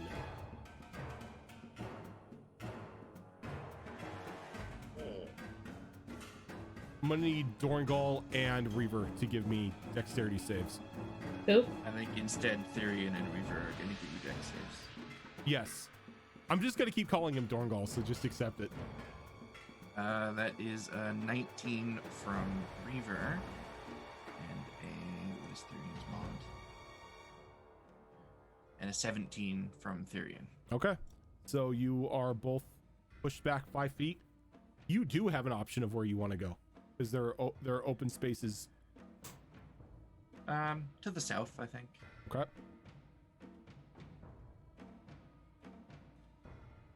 And also, when it moved on top of me, essentially, because it moved while within my range, I'm going to use my reaction to hold the line and take an opportunity attack against it. Okay.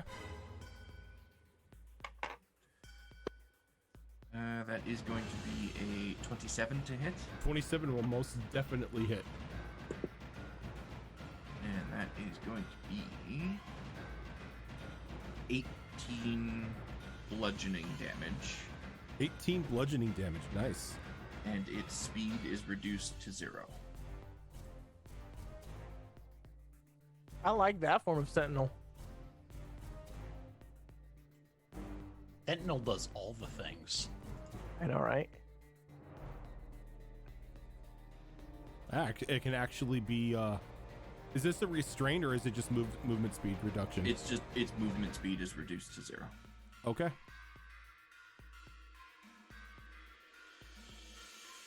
So It's the you ain't going nowhere Biznotch attack. yeah. Yep. Can it attack? Oh yeah, it can attack. It It still just has all its actions Okay. and stuff.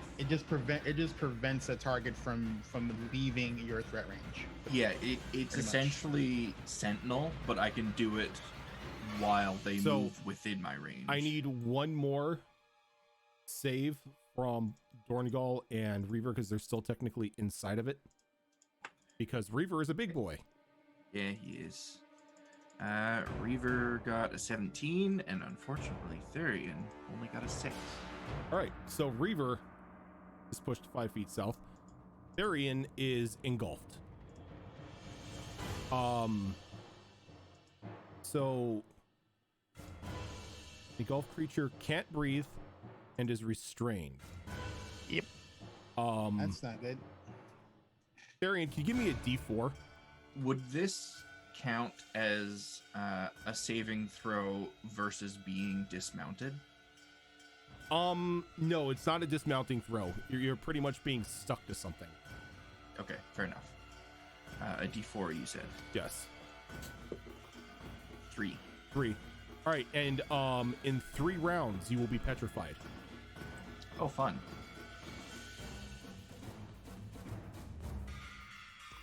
Well then. Oh, you should be able to escape it just fine though. Amelia. I'm going to hopefully help him escape even faster. I think it was here. I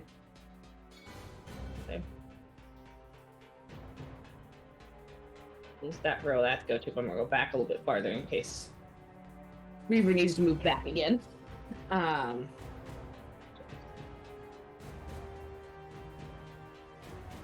let's go back to one. Still within range of room. Yes. I'm more upcast bless at 4th level, so I can hit 6 people. Okay. Nice. It does not say anything. It just says they have to be within range, so I think I can still hit Therian. Let's see. The creature can't breathe and is restrained. It doesn't mention anything about people not being able to see it. So yes, you can, since it doesn't specify that line of sight is blocked, you can most definitely see him. So everyone except for myself and Rutgar is going to get aid. Or not aid, bless. All right. So Dorangal, Therian, Reaver, Farron, and Rill. That'd be 6 people. Which will give them advantages on all those saving throws they have to make in all of their attack rolls. Okay. So hit harder and get out of the way faster. I don't think there's much I can do with a bonus action since I used my spell. Is this only one time? Nope. Until I lose concentration. Or a minute. Okay. I gotta add D4 to all my attacks now. Yeah. Attacks and saving throws. Oh, okay. For a minute, yep.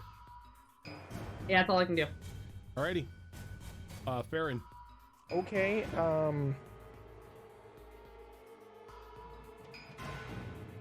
alright. Let's try this again. The correct hit. Alright, I'm going to attack the one that Therian is in, and all you're gonna hear Farron say. You're... Yes? I should still be within range. Yeah, Yes you or no? are. You are. Okay. Alright.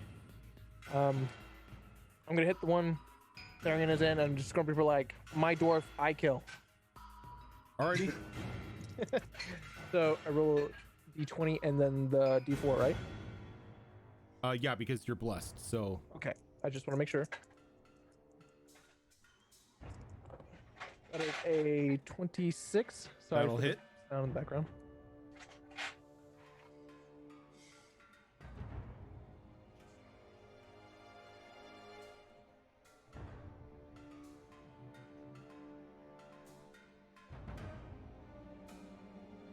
Uh, 18 slashing for the first attack. Okay.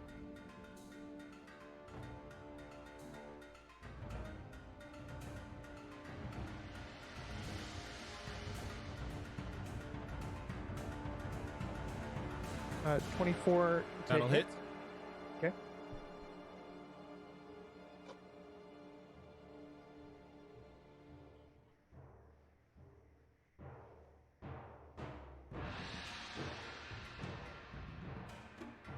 Slashing.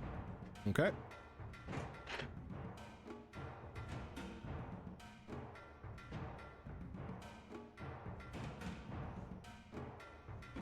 A hit. That'll hit.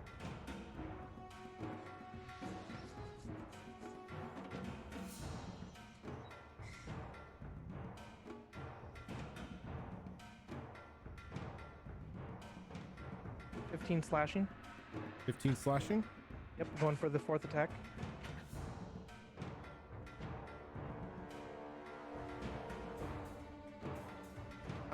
Nat 20 with the 22. Very nice. Give me a sec here. That's brutal. What do I add?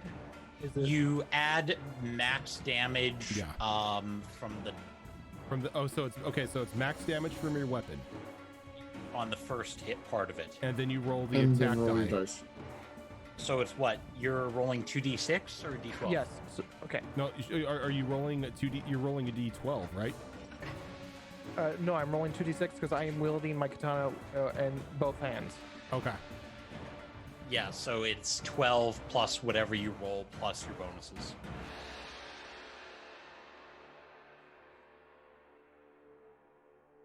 Yeah. So what's max damage on it? That should be 12 for the max crit. Yeah, 12 plus your strength modifier.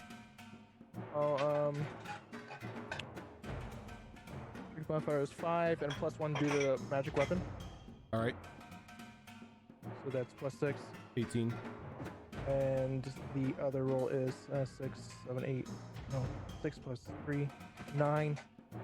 Plus 6, 15. No, you don't add your modifiers Oh, I again. don't. Okay, I don't add that Just the dice roll. No, you had your modifier. one. Oh, I do? No, he already added his modifier. No, That was the max roll. no. When you do your dice roll, you're supposed to add your modifier to it as well. Yes, but only once for a critical. Yeah, and he added the modifier when he told you the max. Yeah. You only He add the doesn't modifier add once. it again. Oh no, I add the modifier twice because it's brutal. Oh. Well, the brutal part of it is the max on the die roll. Yeah, the way that I've always been running the brutal critical is it's a maximum damage included with your stat, and then you do the full die roll. I don't think that's how any of us have been doing No, it. we've been doing it only. We've only been adding the bonus once. Oh no, you add the bonus twice. That's what makes it that's just a little bit of brutality into it. So just go Okay. ahead and add, That's good to know. 15 Well, that's the thing. to whatever you added. Okay, so it's a total of 33. Yes, and then I'm going to do my offhand. So would sharpshooter get double? I mean, if it's doubling the modifiers, then yes. If you crit, then yeah. 21 to Yeah, hit. if we're doubling all the modifiers, yeah. Yeah, that's what makes brutal critical to me anyway so dangerous. And add That's 10 why something. why anytime I've been doing the brutal critical against you guys, it seems like it's been hitting like a truck. It's because that's how I've been doing it. Like a truck. So we've been going easy on you. Yeah, you've been Just saying. going easy on the monsters, and the monsters have just been like, okay, I'm just gonna add this in here. The monsters are just like, meh. Okay, Say gloves that coming to the off. 400 All right, damage so how done much to that one by How much Ash. damage did you do to the with the offhand? 10 slashing. 10 slashing. The monsters are like, if they die, they die. Yep. And you just see a nice, wonderful smile on her face right now. She's in full ecstasy mode.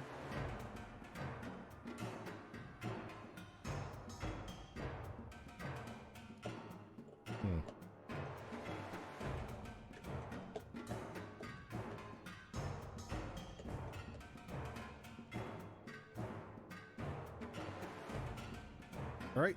So I need to roll some damage against you. Because you hit this thing 5 times, you're getting an acid shower. Yeah, it's freaking cubes. God dang it, I forgot. You're only going to take 13 points of acid damage. I'm not I resistant. rolled really low because that was 5d6. Thank you. What'd you say, what was 14? 13. 13, okay. I need hearing. That pod's still up. Yeah, I'd figured, bigger monster, more HP. Dorgle. Alrighty. Sorry, I had to double check and make sure that the CR on this thing was actually correct, because I was like, seems kind of OP for CR2. What seems OP like for CR2? A Quetzalcoatlus. Wait, you're Bless you. A what? you're transforming into a Quetzalcoatlus? Yes, it is CR2. I think I know what you're turning into here. Yes, giant ostrich monster. Kinda Yeah, awesome. yeah, Quetzalcoatlus. This thing is so weird. Yeah, I was looking at that's it. I was looking at all the level 2 stuff, and I'm like this can't be CR2, can it? I double checked. Because I was looking at It's a D&D huge beast. Beyond. Huge beast, CR2. I was looking Can at you D&D transform Beyond, into and a I'm huge like, beast? This can't be a CR2 monster. Oh yeah, you could transform into a huge beast, can't you? I believe so. You're a 10th level druid. No, I'm 10th level. I'm not a 10th level druid. Oh, There is a difference. Let me double check. Just I to make mean, sure. Polymorph lets I you turn don't think into there's a size limit. lets you turn into. I just want to make sure because like polymorph lets you turn into a T-Rex. So You're turning into Quetzalcoatl. Holy shit. Yeah, it has like an amazing ability. Yeah, wild shape. Thorough, yes. He's very much turned into Callion. The speed of yes. Killing all of you on Monday. You already were, so. so anyone who wants to see what a Quetzalcoatlus looks like, Giant ass dino bird. pretty much. They are not small. Callion's great grandfather. He's so cute. Can I pet it? The I prehistoric ostrich people. Yeah, I am because I'm a moon druid. I am of sufficient CR where I can actually fly. There you go. So My at least I'm reading it right. I don't see anything that says I can't be a huge beast. Yep, we'll just go with it now and fix it post patch. All right. So I'm not gonna rage because I want to actually attack this round. So I'm going to basically just like spread my wings, and I'm just gonna shoot up like 40 feet, and then I'm gonna dive bomb past this guy right here, and I'm gonna fly by. So me diving down to it would exceed 30 feet. So I'm just gonna do the end of my motion because I'm gonna fly by. So 40 up, and then 10, 20, 30, and I'm gonna end like right here. And I just need to see if I hit.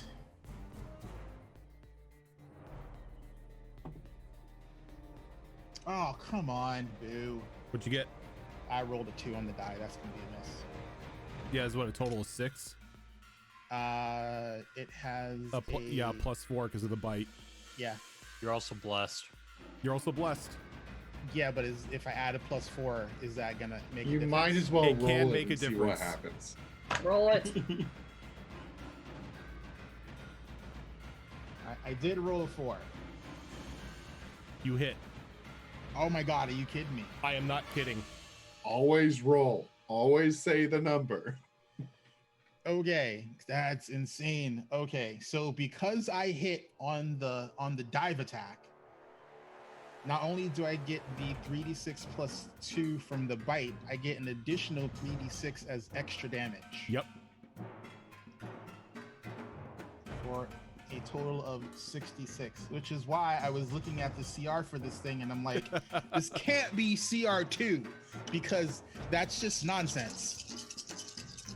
I don't like an equivalent feeding frenzy from a great white shark. Well, it is only a +4 Pretty to much. hit. That's True. not a lot. Yeah, but a CR2, a +4 is still something that can hit a level 2 character. You still get It your is. proficiency too, don't you? That's added to proficiency is +4. Like its attack is a +4 bonus. If I can just fucking Oh, you mean roll proficiency well, from, my God, the druid. Jesus Christ, you're killing me. Oh, I'm just thinking, wouldn't you get the strength or whatever on top of that?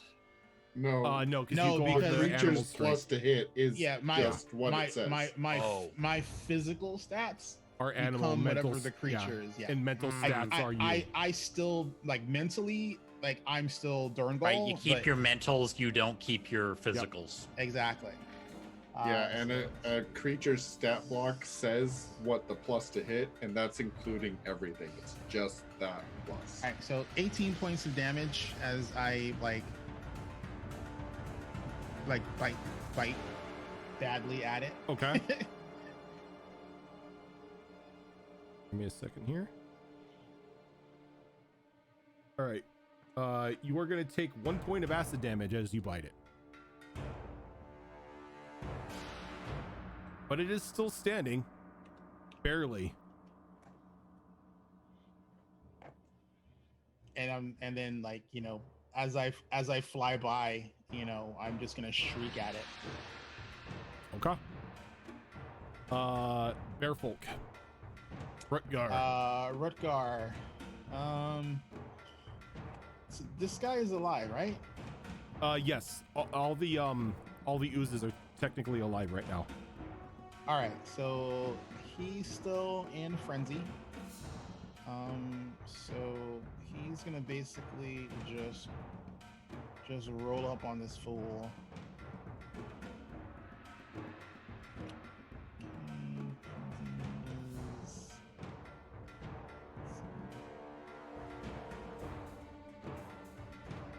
Tacos have advantage.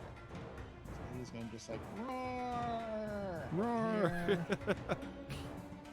and die because Because I want to make you a druid.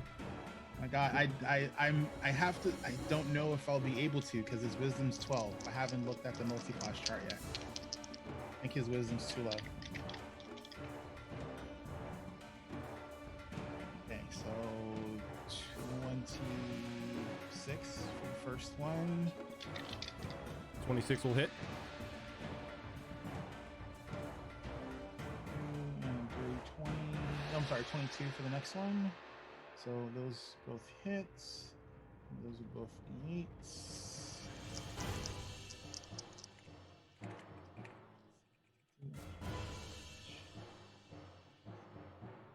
Oh no, the twos have begun again.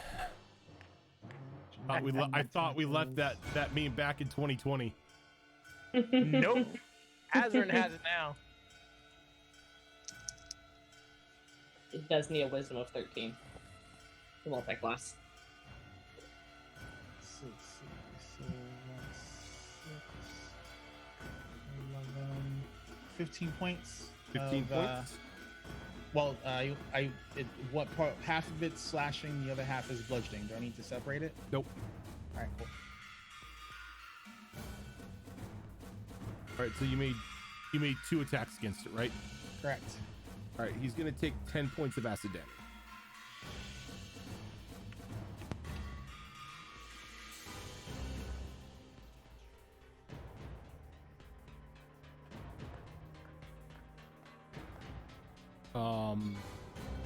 Anything else? He moved, he attacked, that's all he can do. All right, Varian. Well, I think Therian is going to try to escape out of this thing, Okay. assuming he can make that attempt. I need an athletics. I need an athletics check in order to escape. So, get your blast. Athletics it's- would be an ability check, so no Nope, bless you're right. on that, but that's okay. Because his athletics is still pretty high. That is 18. 18.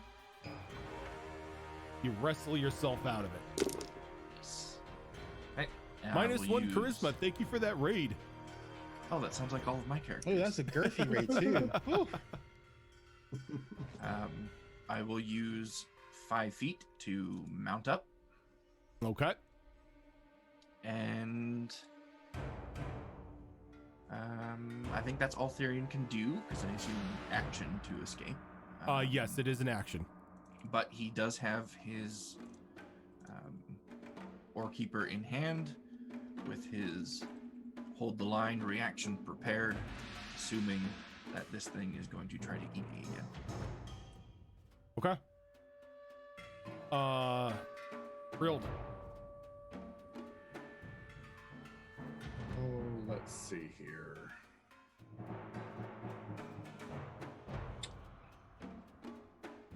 Get out the measuring tape. Cool. Gonna go stand next to my favorite sister. I think she's your She's so only cute. sister. As You far as you don't have know. to quantify it like that. that he knows of. This is true. You don't have to quantify it like that. So here, we had said that it was a bonus action to reload, right? No, you have the feat, don't you? That skips skips the reload. I thought you said that makes the feat super OP and that you didn't like it. No, we had the conversation that I mean, if you want to give it to me, Yeah, no, I'm going to take it. no, we had the conversation that it's pretty much a free action to reload.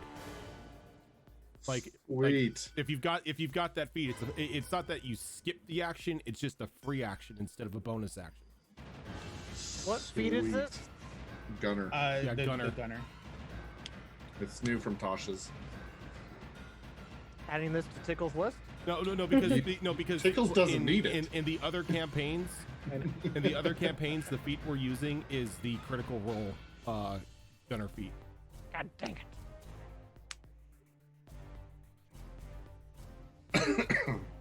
All right. So. Oh no, wait, no, anyways. you're right. We did discuss. Oh, screw it, whatever.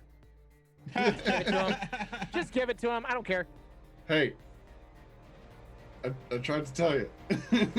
Look, sometimes I can't even remember what day it is. Okay. It's a day. Tuesday.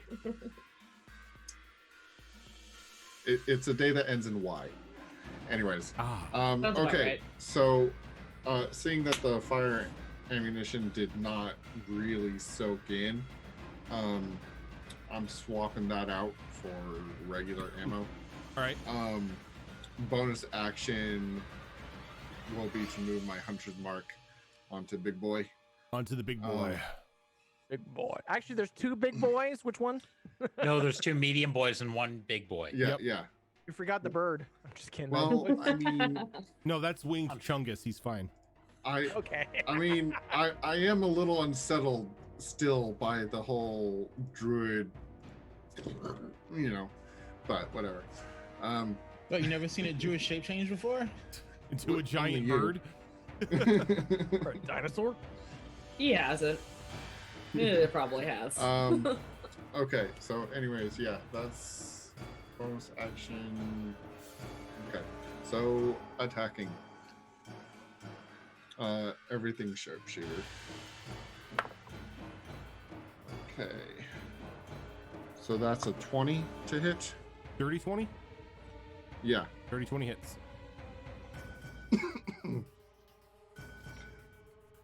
I mean, I guess I could have rolled plus, but no need. I hit it harder. I don't know if anybody's gonna want to use this, but I'm gonna throw it Actually, wait. I'm gonna do a goading attack on it. Drop that in chat. Sorry. There you go. It's the first paragraph in there. And it's been hurt before too, so Colossus Slayer goes off.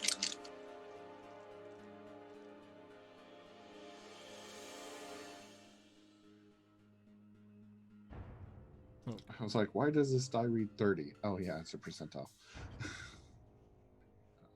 30 damage right there. Yes, right? You can only hope. Does the goading attack work on something that can't understand you? I mean, he is putting ammunition into it, so.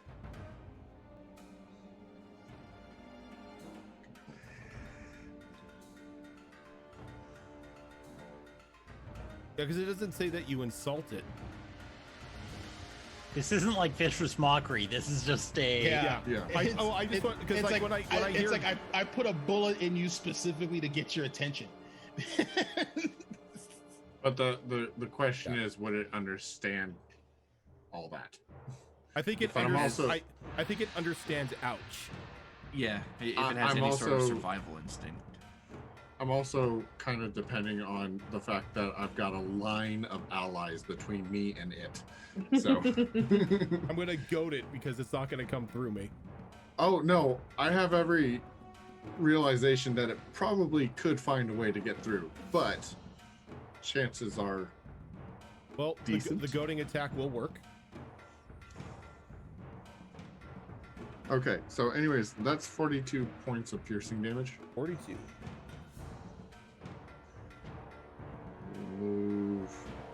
Colossus Slayer dice. And second attack. That's a 19 on the die. 19 will hit.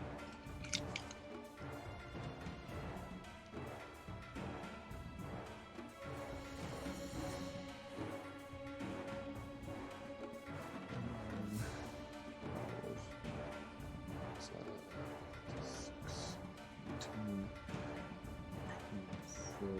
34 points of piercing damage. Is your gun considered magical? It's a +1. Okay, so technically.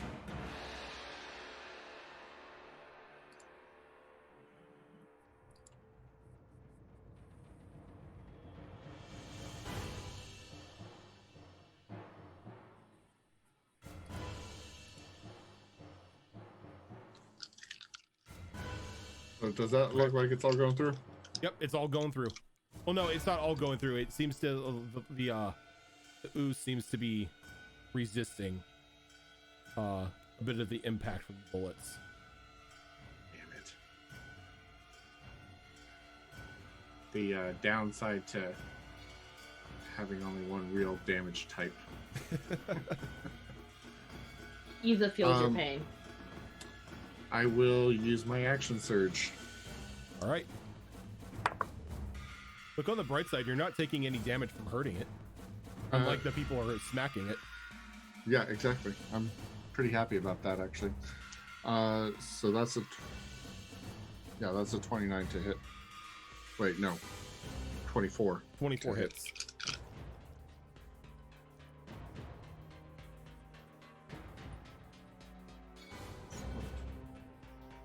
Mm, 22, 28, and then 38 points. 38 points. Okay. Then last attack.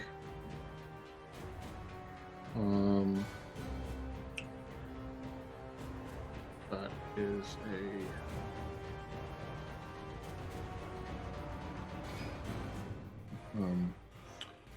19 to hit. 19 will hit.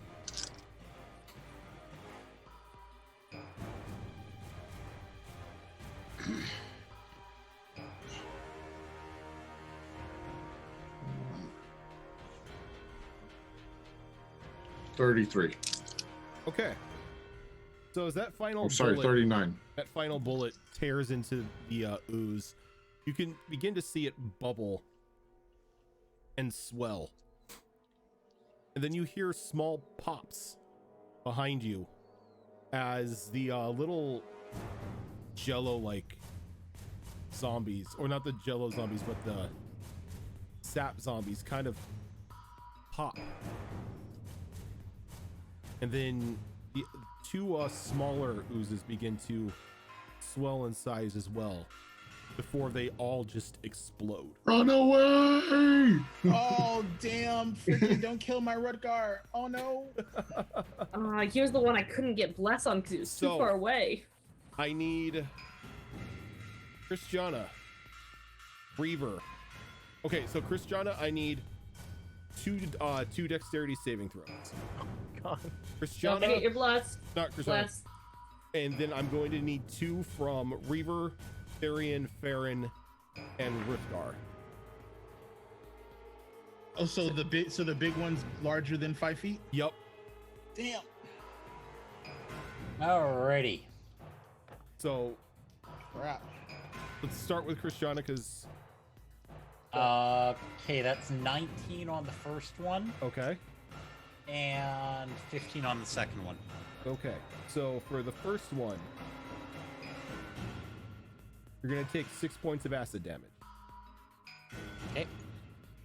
On the second one,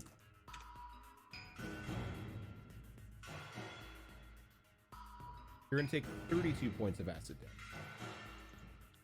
32. 32. Christiana used bless, right? Yep. You rolled your d4s? Alright. Just checking. Oh. Now, I'm not gonna call you Dorangal. Arian. I will do Reaver first. All right. Let's do it in the order of big guy, little guy, just so I know how the damage is being separated. Okay. On the first one, Reaver got 23. Very nice. Let's see.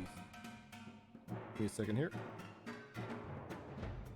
So he is going to take 16 points of acid damage. And was that halved from the original? That was halved from the big guy, yeah. Okay, he will take 0 in that case. Okay. And on the second save, that was a 19. A 19? Okay, so he'll take 0 on that as well because it would half damage for him anyway. Perfect. The Reaver's taking an acid bath and it doesn't seem to really be affecting him. What about Therian?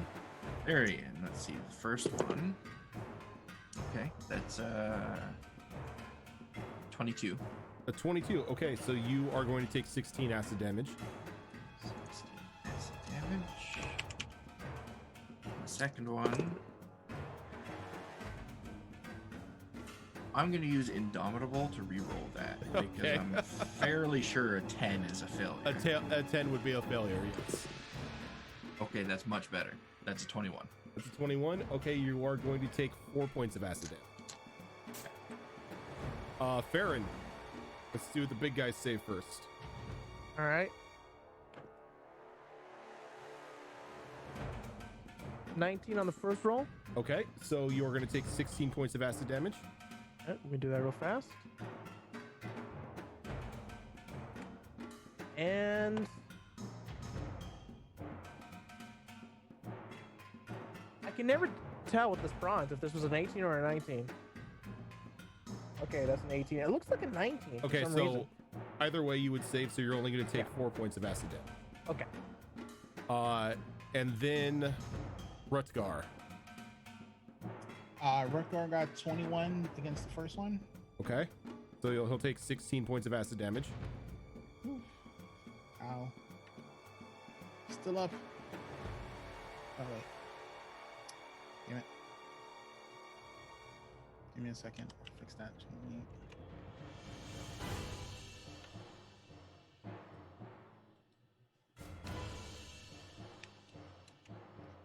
Okay, there we go. And against the second one, he got 19. A 19, he'll take 4 points of acid damage. He's alive! I mean, there was a risk of taking 40 points of acid damage from that total, but you only took 20. But as everything kind of just pops, combat is done. But as combat dies, you begin to hear drums picking up in the distance.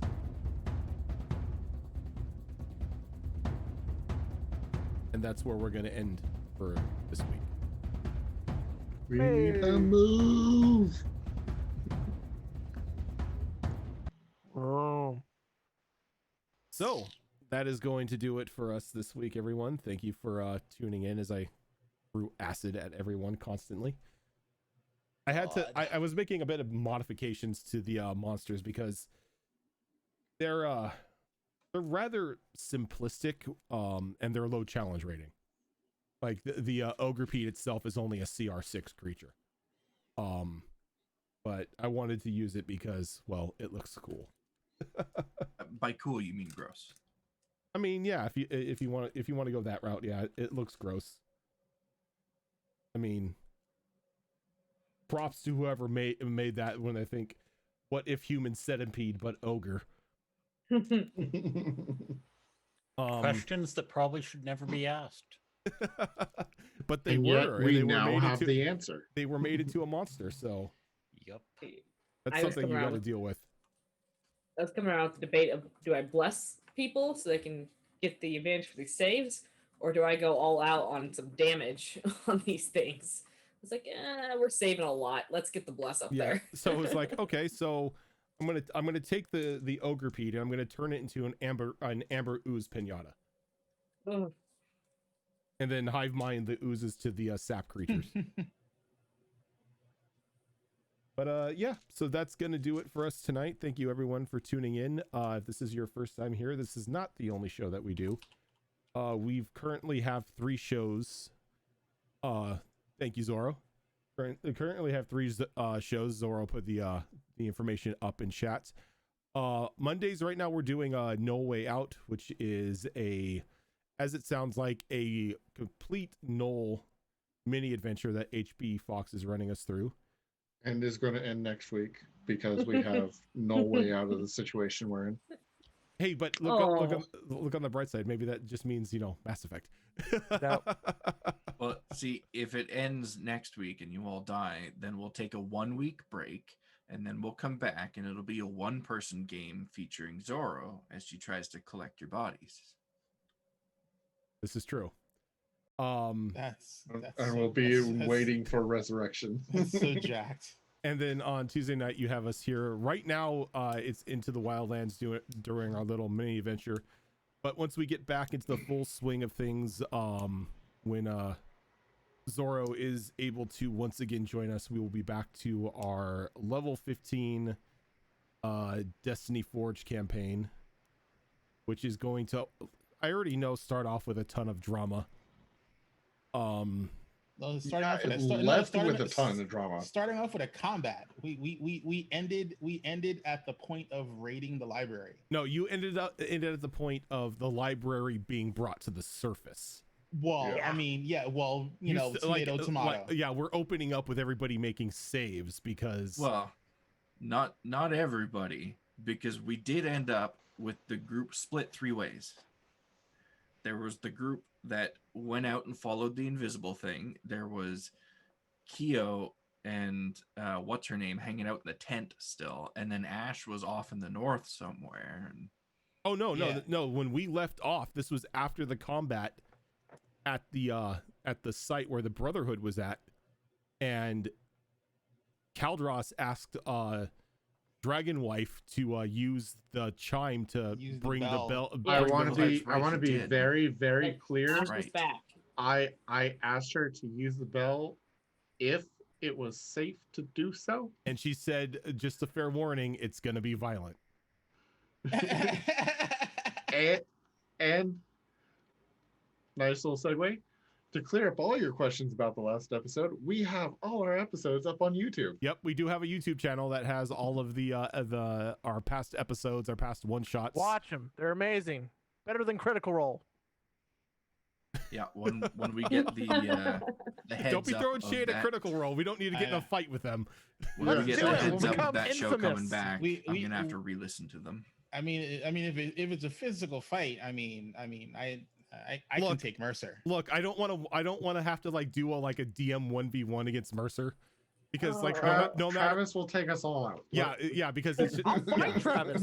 Because he's a big baby. If you look at it, because Matt Mercer will use Travis Willingham as a striker, and he'll just wreck us all. So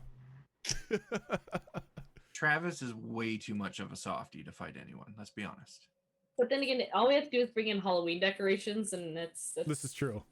I just want to be their friend. I mean, even if you're the nicest, yeah, me too, though. Even if you're the nicest person in the world, no one can resist the temptation to suplex somebody. That's just a thing that happens. I can just shoot him in the face. Yeah. I've been presented the opportunity, and I've resisted. It's okay. Good nature can win, sir. I'm sorry, if I have the ability to suplex somebody, I'm going to suplex somebody. And then on 1v1, aside from for some reason fighting the cast of Critical Role, on Saturdays we have alternating games that shift every week. You've got Wayward Wanderers that just had an episode on Saturday, I believe. No, you have this. It's upcoming. It's this Saturday. Upcoming. Yeah, this Saturday you have Wayward Wanderers, which Azrin is DMing. It's a Pathfinder 2 Extinction Curse campaign. It seems to be everybody just getting into stuff that they shouldn't be doing and causing general mayhem. I approve of it. Have they gotten to level up yet? They need to reach a certain milestone because I'm doing milestones for their level advancement. The problem is their detours take them away from the milestone. Here's the milestone. So I mean they're at level for what they're fighting. It's just rough because there's only 3 of them. But I mean, you know, if they would, you know, just not be horrible people, maybe they would level. Where's the fun in that? I'm just saying, you know, my number one rule as a DM is I will gladly give you more than enough rope to hang yourself. I will only stop you if you intend to do something that will violently break the campaign or do something egregiously aggressive against another character for no apparent reason. Speaking of level 11 now. Speaking of doing things for no apparent reason and being aggressive against other people, on the other Saturday, on the alternating Saturday, you have into I was gonna say Into the Waste, Withered Waste, which is another 5th edition campaign that I am running with. It's got some of the most shadiest and stab happy people around. Don't know. I mean, there are a couple good eggs in the group, but a lot of them have alternate. It's like I'm just here making, like, you know, robot puppos, so you leave me alone. You know, everyone has their secrets. Nirix and Syra, Innocent. I would not. Okay, maybe Syra. I would not attach Innocent to Nirix. You think they might get some good eggs. Julian isn't here right now, so I'm gonna go ahead and More say crimes. This. I was this friggin' close. If Bernard hadn't stopped me from leaping over that table and just pummeling Mina, just going at her until she stopped talking. This close. I'll put it this way: Snit wouldn't try to stop you. I feel like nobody would.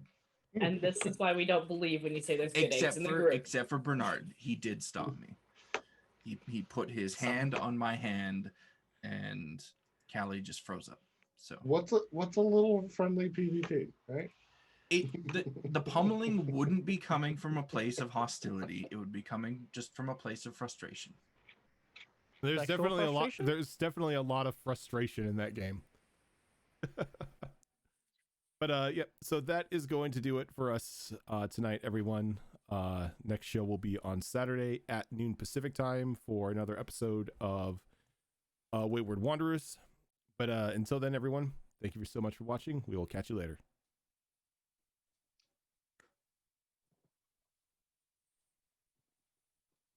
I've come to realize that